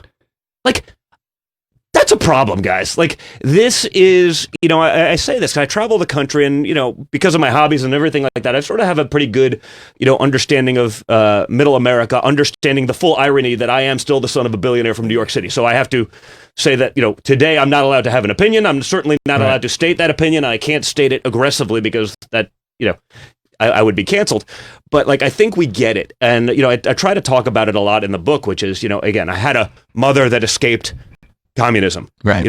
I grew up spending summers with my grandfather, who was a blue-collar electrician from communist Czechoslovakia, in Czechoslovakia. He sort of had that convo with my father and just said, what you have here in this country is incredible. You have to see the other side. And so I've waited in those bread lines that everyone thinks are so wonderful, not so great. So, for me, I've become much more, active in this as I see sort of that trend toward where socialism, communism, it's like a mainstream thing on the other side. It's no longer a fringe element. It's actually a party platform almost. And I still have my 93-year-old grandmother, who's not exactly a normal 93-year-old grandmother from the U.S. I mean, this is a woman who spent her early 20s hiding in the basement of her farmhouse for 2 years from the Nazis. Then lived under communist occupation, and she'll call me and we're having this conversation. She sees CNN, over there in what's now the Czech Republic, because it's all they get. And it's you don't understand. It always sounds so good on paper. Everything's great. Everything's for free. Everything's this. You don't and this is a woman, again, who's been through a lot in her life and, has real life experiences. And she's sitting there on the phone in tears for fear, of me being her grandchildren and her, living under that system. My kids, her great grandchildren living under that system. Because she's been there, we were sold this bill of goods before. It never works that way and it never stops. But do you think there's a realistic threat that we would ever not be a capitalist country? Listen, I see the attacks. I see it being normalized. And that's, I think, her point, which is it always starts off here. I see. But the slippery slope never seems to stop. When you see sort of the indoctrination in academia from a young age, I mean, I see it with, my, kids in school and, what they're being pushed and what they're being taught. And I always said, and when I'm out there even speaking about, that system versus ours, or, I say, what's interesting, the Democrats, they could get some people to talk about some pretty amazing. How come there's not one person? And maybe one, Jim, but name one person who's lived under those systems. Meaning, name one person from former Eastern Bloc Europe, one person from today's communist China.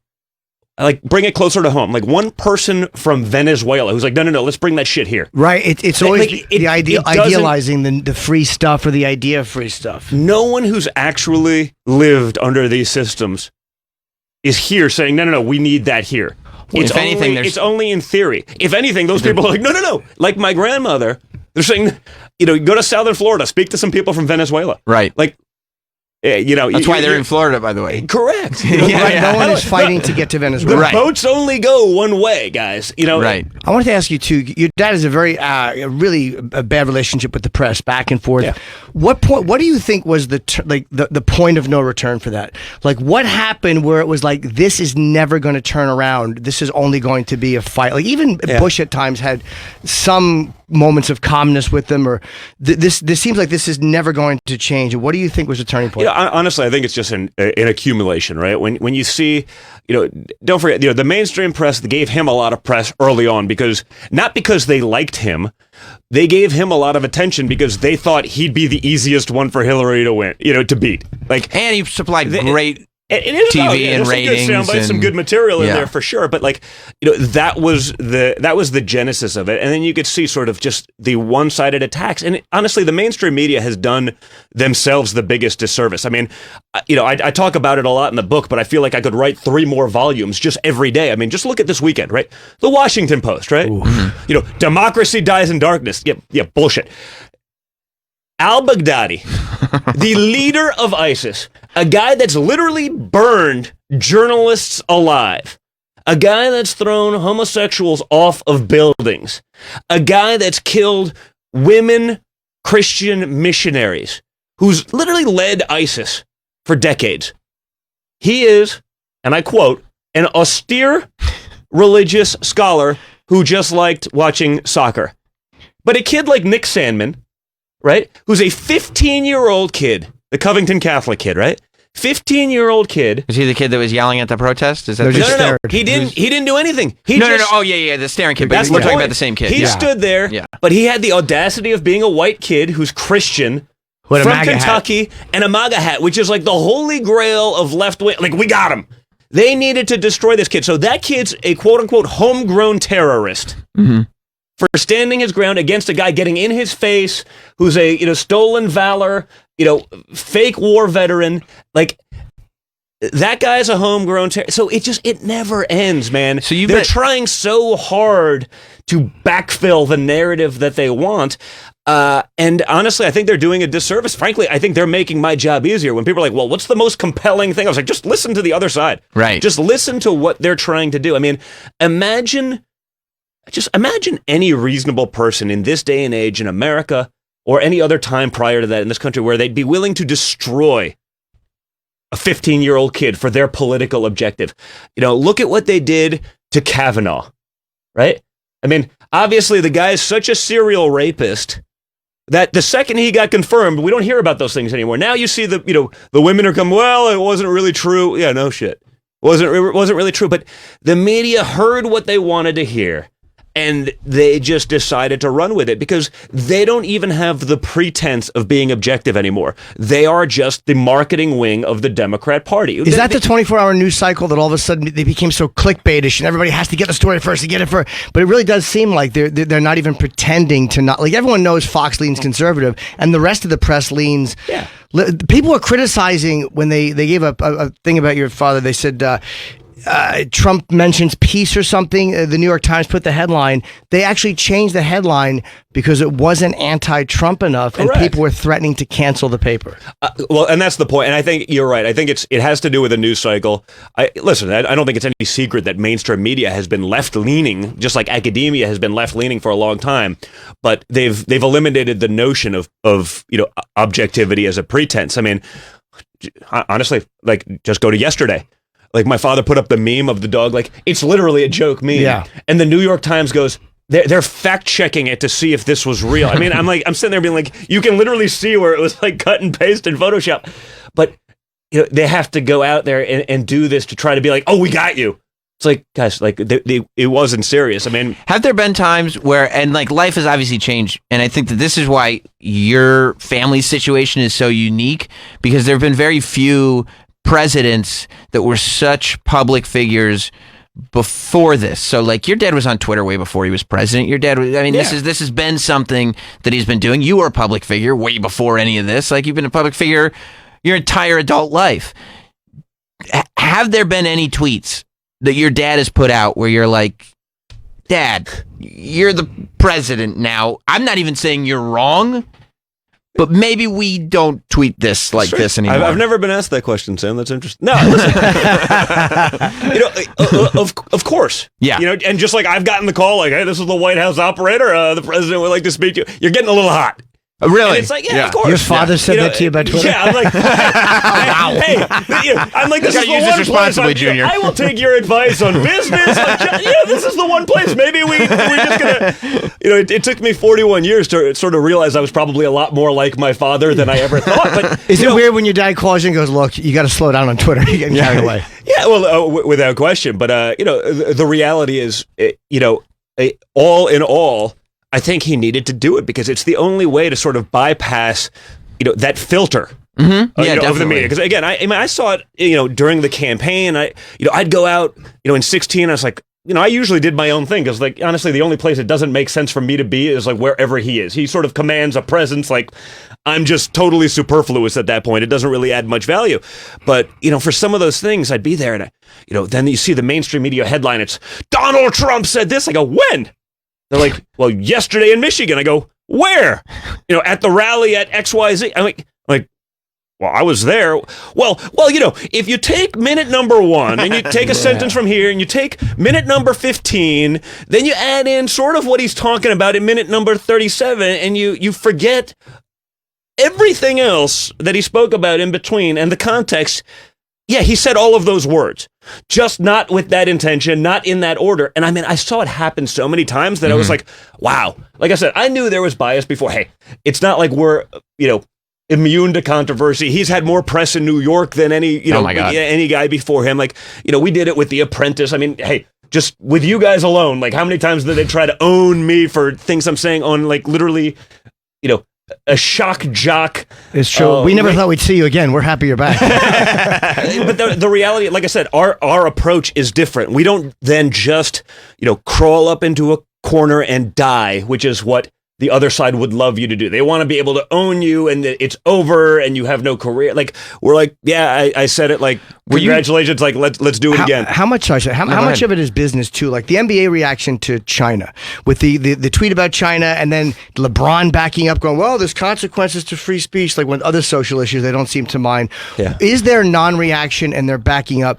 Is it cowardice or is it a smart business move or is it kind of both? It's a combination of both. Like if LeBron said, hey, I'm not going to talk about this because it's all about the money, I'd respect that. Right. But to talk, essentially shit about America for a couple of years now, Steve Kerr, same thing. He has all of a sudden, how about China? Oh, well, I'm not educated enough on that one. Guys, it ain't quantum physics.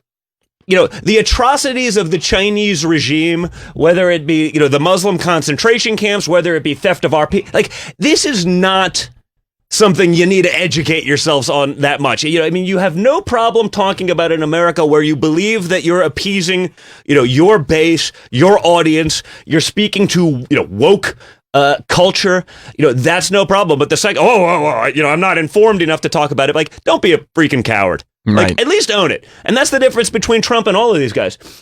They hit it. He owns it. He says, hey, that's what I said, 100%. Didn't he say something about Saudi Arabia, which I actually liked, even though I hated the sentiment, but it was the most honest thing a politician ever said about Saudi Arabia. After the Khashoggi, he said, look, they're buying $100 billion worth of stuff. Like, there was an honesty in that other politicians will not use. Like, correct. By the way, it's the same reason the other politicians are doing what they're doing. They just have to be able to go out there and pretend there's another pretense. The reality is, he is a business guy. He's running this country and trying to run this country like a business, which it should be, instead of what we've seen in the past, which is a bunch of guys who are nothing but politicians, who have no actual experience, who've never signed the front of a paycheck, who've never had people's livelihoods, their family's well-being dependent on their success every day, like my father has by being a businessman. And that's why you get the results. And by the way, you're getting those results despite unprecedented incoming. Right?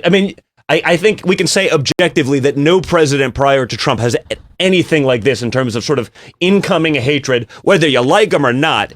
Give me a break. Right. And so he's doing those things. And, all-time low unemployment for African Americans. That didn't just magically happen. That's because of policies. That's because of eliminating regulations. That's because of the things that he did that allowed business to thrive, which allowed people to get hired.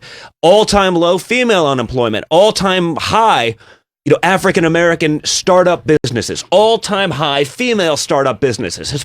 Like, there's not a single economic metric where we are not better off today than we were 3 years ago. And you don't hear about that. You don't hear about it because you're getting it. And that's the problem. And that's why he's so vocal on Twitter. And that's why I'm so vocal. Because again, when you look at it through the filter of the media, you take those stats and you literally will talk about something that is totally irrelevant. 95% negative coverage. I have to ask 95% negative coverage. Like, that's hard to overcome. For me, I live this stuff all day long. You know, the average guy crazy, seeing, by the way. The average guy seeing 5 minutes of, we fight. That's the difference. Yeah. The average guy seeing 5 minutes of news a day, even if his wages are going up, which is also happening for the first time in modern history, maybe there's something wrong there. I mean, and that's the point. I mean, they're literally trying to bias and control an election. I mean, I've spoken more about this, frankly, as it relates to social media, and this is the other thing I really cover in the book, because, I was the guy, yelling about this 3 years ago, the social media censorship and what they've tried to do to me, try to do to my father, and, you can see it's literally a dry run setup to try to minimize the actual message from getting to people who want to hear it.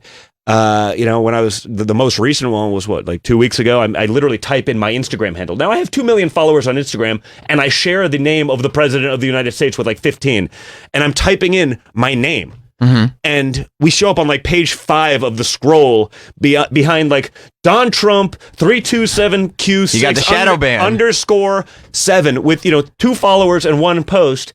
Like, come on, guys, this is bullshit. A lot of comics have been talking about it too, that they've been shadow banned. Yeah. I think it's a real thing. I have to ask you something. Mm-hmm.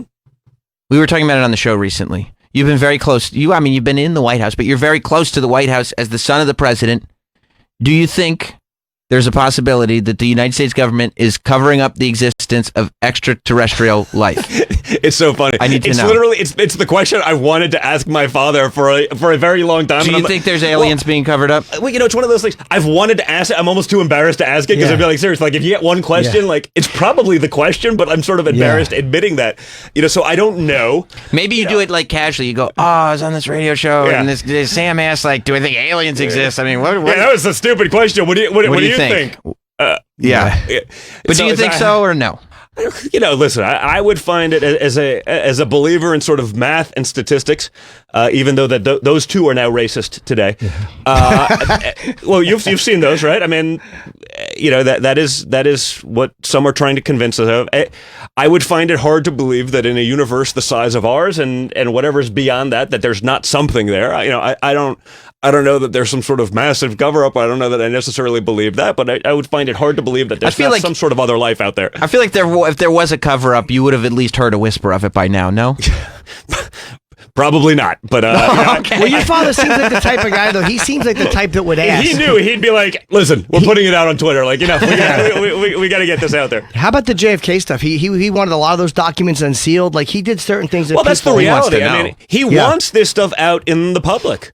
Yeah, good or bad or indifferent. I think he did, and he's on. But again, no different than the other stuff. What they're trying to kill him for. He's like, okay, here's the transcript. Like, we're not the ones conducting things. Hey, when they spent 2 years trying to throw me in jail for taking an unsolicited, here's the emails. Like, what? I literally put them out on Twitter myself. He did the same thing with the transcript on the Ukraine call. Like, here you go. It's literally the other side that's conducting these things with one prosecutor, one judge, one jury in the basement of Congress for 41 days. And, I hear about democracy dying in darkness, but I don't hear anyone in the Washington Post complaining about the way that's going because they're getting the end result and the narrative that they want again. So, I think his general nature is frankly to be pretty open and out there and let the people decide. But that's not necessarily the way that government has, functioned or performed. When they come after you legally, even if you know you're not guilty, even if you're going to put your emails out, when they are threatening to come after you legally, is there a part of you that's terrified going like, there are plenty of cases where people have been innocent, where people, like the world knows they're innocent and they get locked up? Yeah, it's a great question. This is another one. I don't know if you got to this one in the book, but I talk about it a lot because, I mean, really, I was probably the number 2 target of the Mueller investigation, right? I mean, they were like, oh, we're going to get him now. And I mean, even my own lawyer's like, you can't be that vocal on Twitter. You can't attack these people. They're going to be subpoenaing you. I'm like, you think for 1 second, like, if I went out there and was like the nicest guy in the world to Adam Schiff, like, you think for 1 second he's going to be any nicer to me? Like, even at the after 3 years, or in your book, hashtag full of Schiff every time his last name comes up, and millions of dollars in legal fees. I'm literally like, they've actually come to me like, you know what, you were right. Like, you get no points for being the nice guy. So I think it's interesting because I think it's sort of the thing that Trump has taught other conservatives, which is like, it's okay to fight back. Like, you don't just have to take the loss because the other side wants you to, even when you're right. And so for this process, it was, it's sort of strange, but I guess I got a little bit of that Trump gene, which is like, hey, I'm just in the fight. Like, whatever, we're not going to. So I never thought about it in those terms, even though, I mean, you can look at very real results. Again, I was a target. You have every mainstream. He committed, I'm like, I committed treason for taking a phone call? Like, it wasn't treason for Hillary to pay foreign operatives to go into these countries and collect dirt to assemble the fake dossier that we all know is now disproven. You had 19, Robert Mueller, who was above reproach because, he was the head of the FBI and a decorated veteran. Like, I think even my liberal friends were like, they saw him testify in about 30 seconds. They're like, oh my God, this guy's just a figurehead. Like, I talk about this in the book because you could see, second question, like, Mr. Mueller, have you even read the Mueller report that you spent 2 years on and $40 million? Like, he didn't know who Fusion GPS was.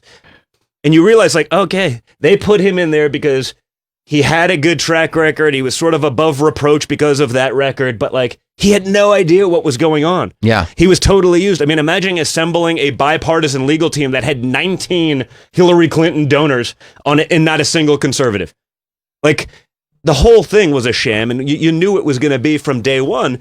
But that was the nature of it. And like I said, I probably should have been more concerned about it than I was, but honestly, I didn't lose any sleep about it because I knew I was right and I knew I was going to fight and I wasn't just going to curl up in a ball and die. And again, I think that's probably, genetically, we probably have a slightly underdeveloped sense of self-preservation. Yeah. But, that was, my response. And like I said, if you looked at me and my dad, in business before, everyone was like, Don's sort of the one that's not at all. And I probably wasn't, whether it my hobbies or what I did. And, it was, backed into a corner. Like, that's when I was like, oh, those sort of genes kick in, and that's the way we handled it, and I think it worked out great. What do you think? Like, 'cause I think when Obama said he wanted transparency, I think he meant it when he said it, and I think all of a sudden the system he gets in, and he just couldn't achieve it. What do you think? All right, once your father gets the job, he's the president now, he has the gig. What do you think is the most surprising thing for him that he's had to encounter? That he thought would be doable and isn't doable? Or what has he encountered that you think has been the most shocking for him? I won't speak for him, but I think my opinion, looking as an outsider, is sort of the amount of people who want to work in administration only to try to be subversive to it. You know what I mean? Like, if the way I sort of look at it and what I've said, I probably cover this in the book a little bit, which is, if you weren't a conspiracy theorist, sort of like, believer in the deep state prior to 2016, I probably understand that. If you're not now, you're a freaking moron. Well, speaking of conspiracy does that theory, make sense? Yeah. Do you, number one, do you believe there is a fake Melania? And number two, have you met her? Not to my knowledge. If it's a fake Melania, it's a very good it's a very good representation. But that was the whole thing. It's, you see the article, Melania is being held captive. And I'm like, I don't know. Like, I mean, this is the crap that we're dealing. Obama didn't get the headlines like that. There was no, never accusations of fake Michelle. It was always Camelot. It was, regardless of whatever it is and whatever the truth is, like, there was never. So the media went from literally being a cheerleader where even bad things were perfect to exactly the opposite. And I think people do see the hypocrisy. I mean, I think you can still be, left wing and be like, okay, regardless of this, I mean, I see regular people around the country. They're like, listen, I may not necessarily love everything, but like, let him do his job. Mm-hmm. And when you see, again, the results, and especially the result relative to the incoming, it's sort of outstanding. I mean, like, imagine they could just, the other side, work with them a little bit, get USMCA passed, right? The renegotiation of NAFTA. NAFTA has done nothing but send American jobs abroad. It's literally allowed us to be, our only real export has been the American dream. He managed to negotiate that again. People said it was impossible. It's been sitting on her desk for 9 months. She won't bring it up because she knows even her people would have to vote for it. So it's that sort of, that mentality is, hey, it's good for America, it's good for our constituency, it's good for everyone, but we can't give Donald Trump even a partial win, right? We can't on this thing. So we would rather watch Americans suffer than do something that's good for them because it hurts Trump. And I mean, it's that sort of mentality for me as an American. It's disgusting, and it pisses me off. Can you explain George and Kellyanne Conway to me? I don't understand how they fuck. I respect the fact that your father's kept her on, but her husband I find hateable just because like this is your wife, and you're does she on some level agree with him? How do they stay married? No, I don't understand it. I don't think so. But listen, I'm not going to opine on people's individual relationships. But again, imagine the husband of a high-ranking left-leaning official was doing that. They'd destroy him. Right. This would be the second. He's bitter. He didn't get a job in the administration that he wanted. She did. She's now the rock star that's out there. Doing a good job. And he's pissed. But like. Where are the feminists attacking him? No. Well, he's attacking Trump, so he gets a total pass on the fact that he's making it really tough for her to be able to do her actual job that she signed on for. This is a grown woman that's deciding to do this, and she's good at it. So again, it's one of those things like, now this guy's the hero because he's part of the resistance. I mean, give me a break. Right. I can't believe it when I see it. Whether or not they James Carville and his wife, they both are opposite ends of the spectrum. There's a liberal and a Republican. When they're publicly, and he's so publicly against the man that her job is to publicly support. I mean, we talk about it all the time. It's the craziest thing I've ever seen. Yeah, no, I'm with you on that one. When do you think, because you talk about speech, and this book is, again, it's what I've read of it, it's very funny, and it's even stuff I didn't agree with. I like you back up your points very well, so I know exactly why he feels the way he feels. So even if you don't agree with it, you should still, it's a fun book to read and you'll enjoy it. When did speech get away from, even George Carlin said this in an interview, he said the censorship is coming from college campuses. He's like, I hate to say it, man. When did the left lose their kind of grasp on speech being free, and that became then a conservative strong point? I don't know, but it's been going on for a while. And like I said, it's a slippery slope. And I think just, Trump is just like the accelerant to all of that. Because again, I will go out there. Like my father said in 2016, he's like, he's got to be the president for all Americans, not just the ones that, he may politically agree with. And so, I mean, even for me, when I go out there, I'll go speak on college campuses. I'll go do this. And I can assure you, there's nothing quite so intolerant as a leftist who's preaching tolerance. You can have, whether it's the Martina thing, whether it's you can be with someone literally 99% of the way, but if you're not that last 1%, you get no credit for any of it.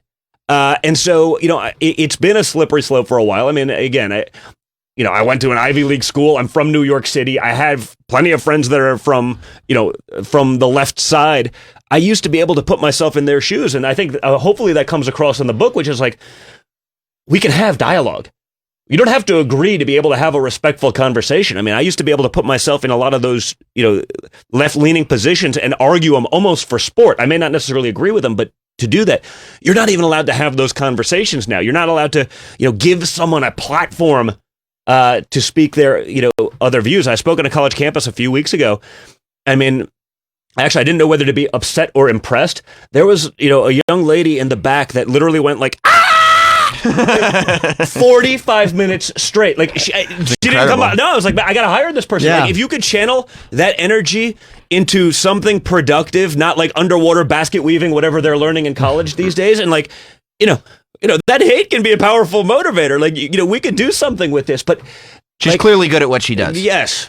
Yeah. I'm not sure what that is. I'm not sure how long-form screaming. I'm not sure how to monetize that or to pay off your college debt. Right. I'm trying to figure that one out, but how good are your opinions, and your beliefs if you're not even willing to let other people hear an alternate viewpoint?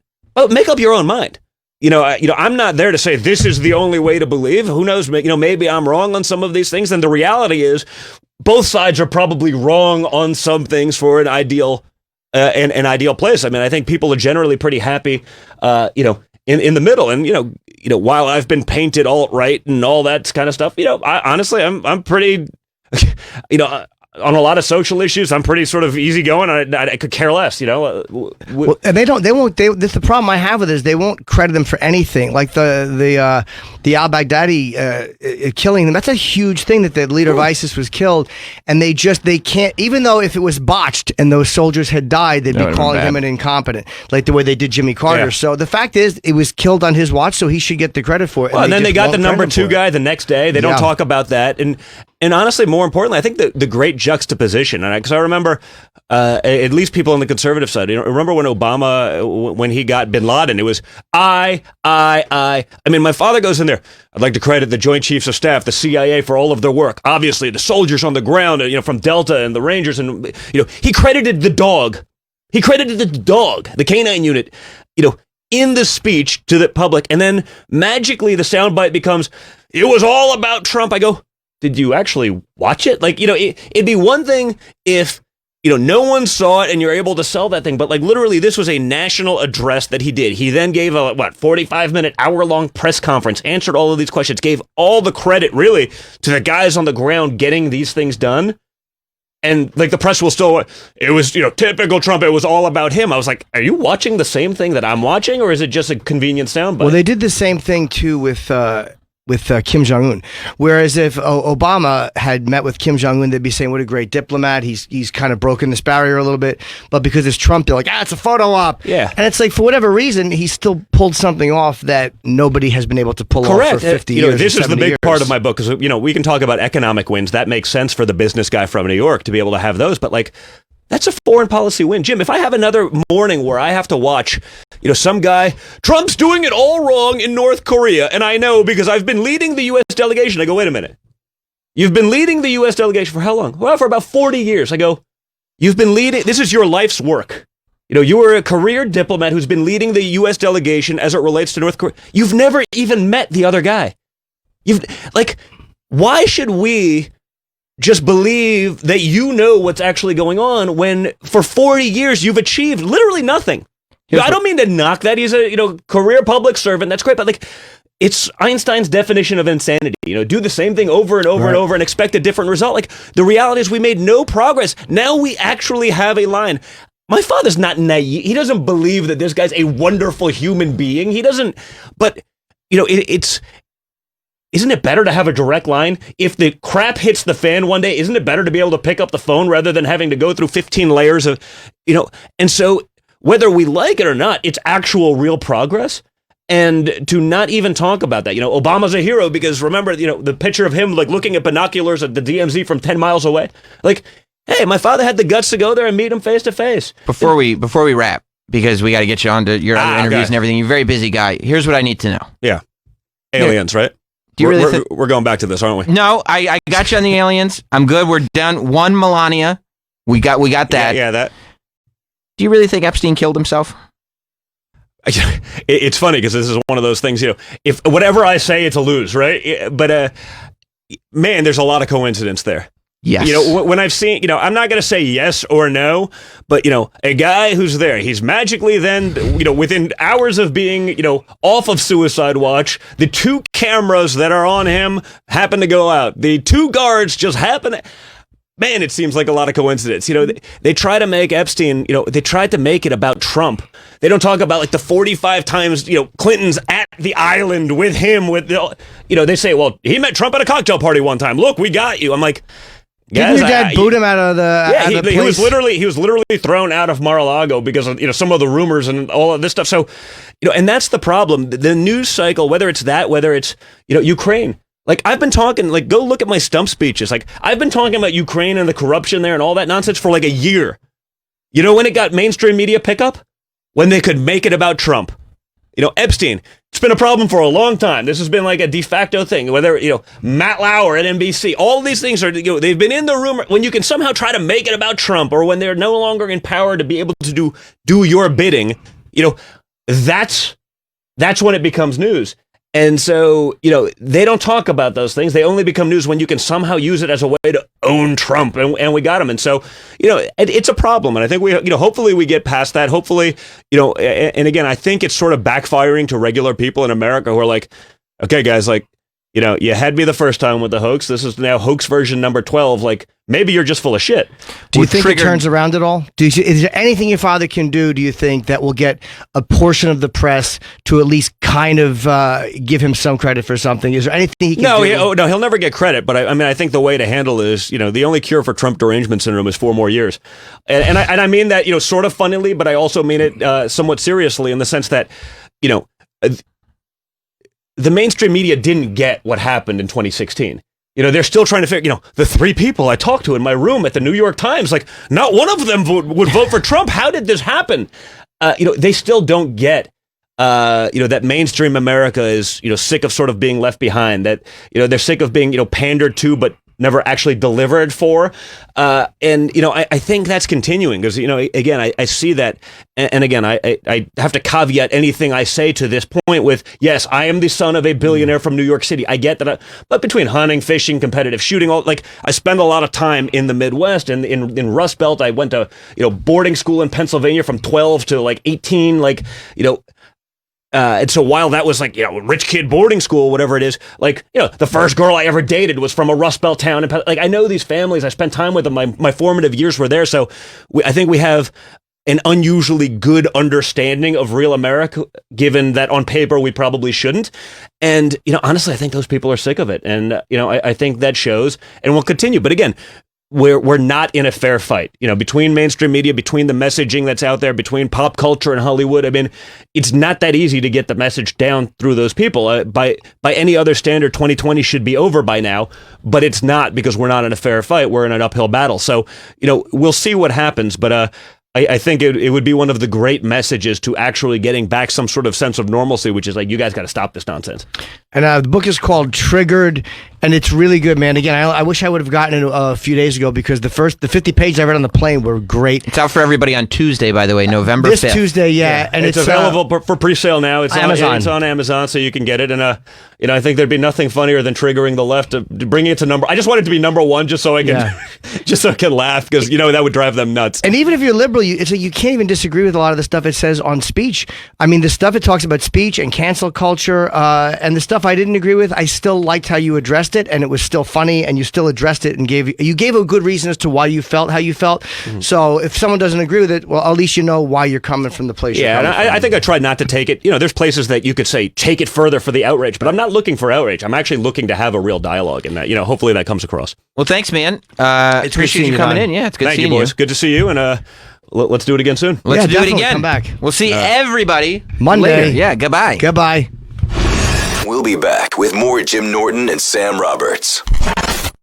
The people are fun. They're great to listen to. Lots of entertainment. The beer is cold, and your favorite country artists are always stopping by. They're so open to the people, and they love the fans. Hey, it's Buzz Brainerd from the Highway. Buzz, there you are. Inviting you to the Music Row Happy Hour. The Music Row Happy Hour is a must. Every Friday from 4 to 8 p.m. Eastern, we throw a Nashville party at Margaritaville. But no matter where you are, you're welcome to party with me every afternoon on the Highway Channel 56. The Highway! And on your phone or at home on SiriusXM connected devices and speakers. Not all opinions are created equal. Rodgers and Brady are the deodorants of the NFL. They take away all that smell. LeBron can play defense. He can pass. He can hit threes. He's the Swiss Army knife of this league. That, to me, is a given. Harbaugh's a disruptor. It's what Uber did to taxis. Disruptors are really scary. Perfectly opinionated. I wouldn't say I'm wrong.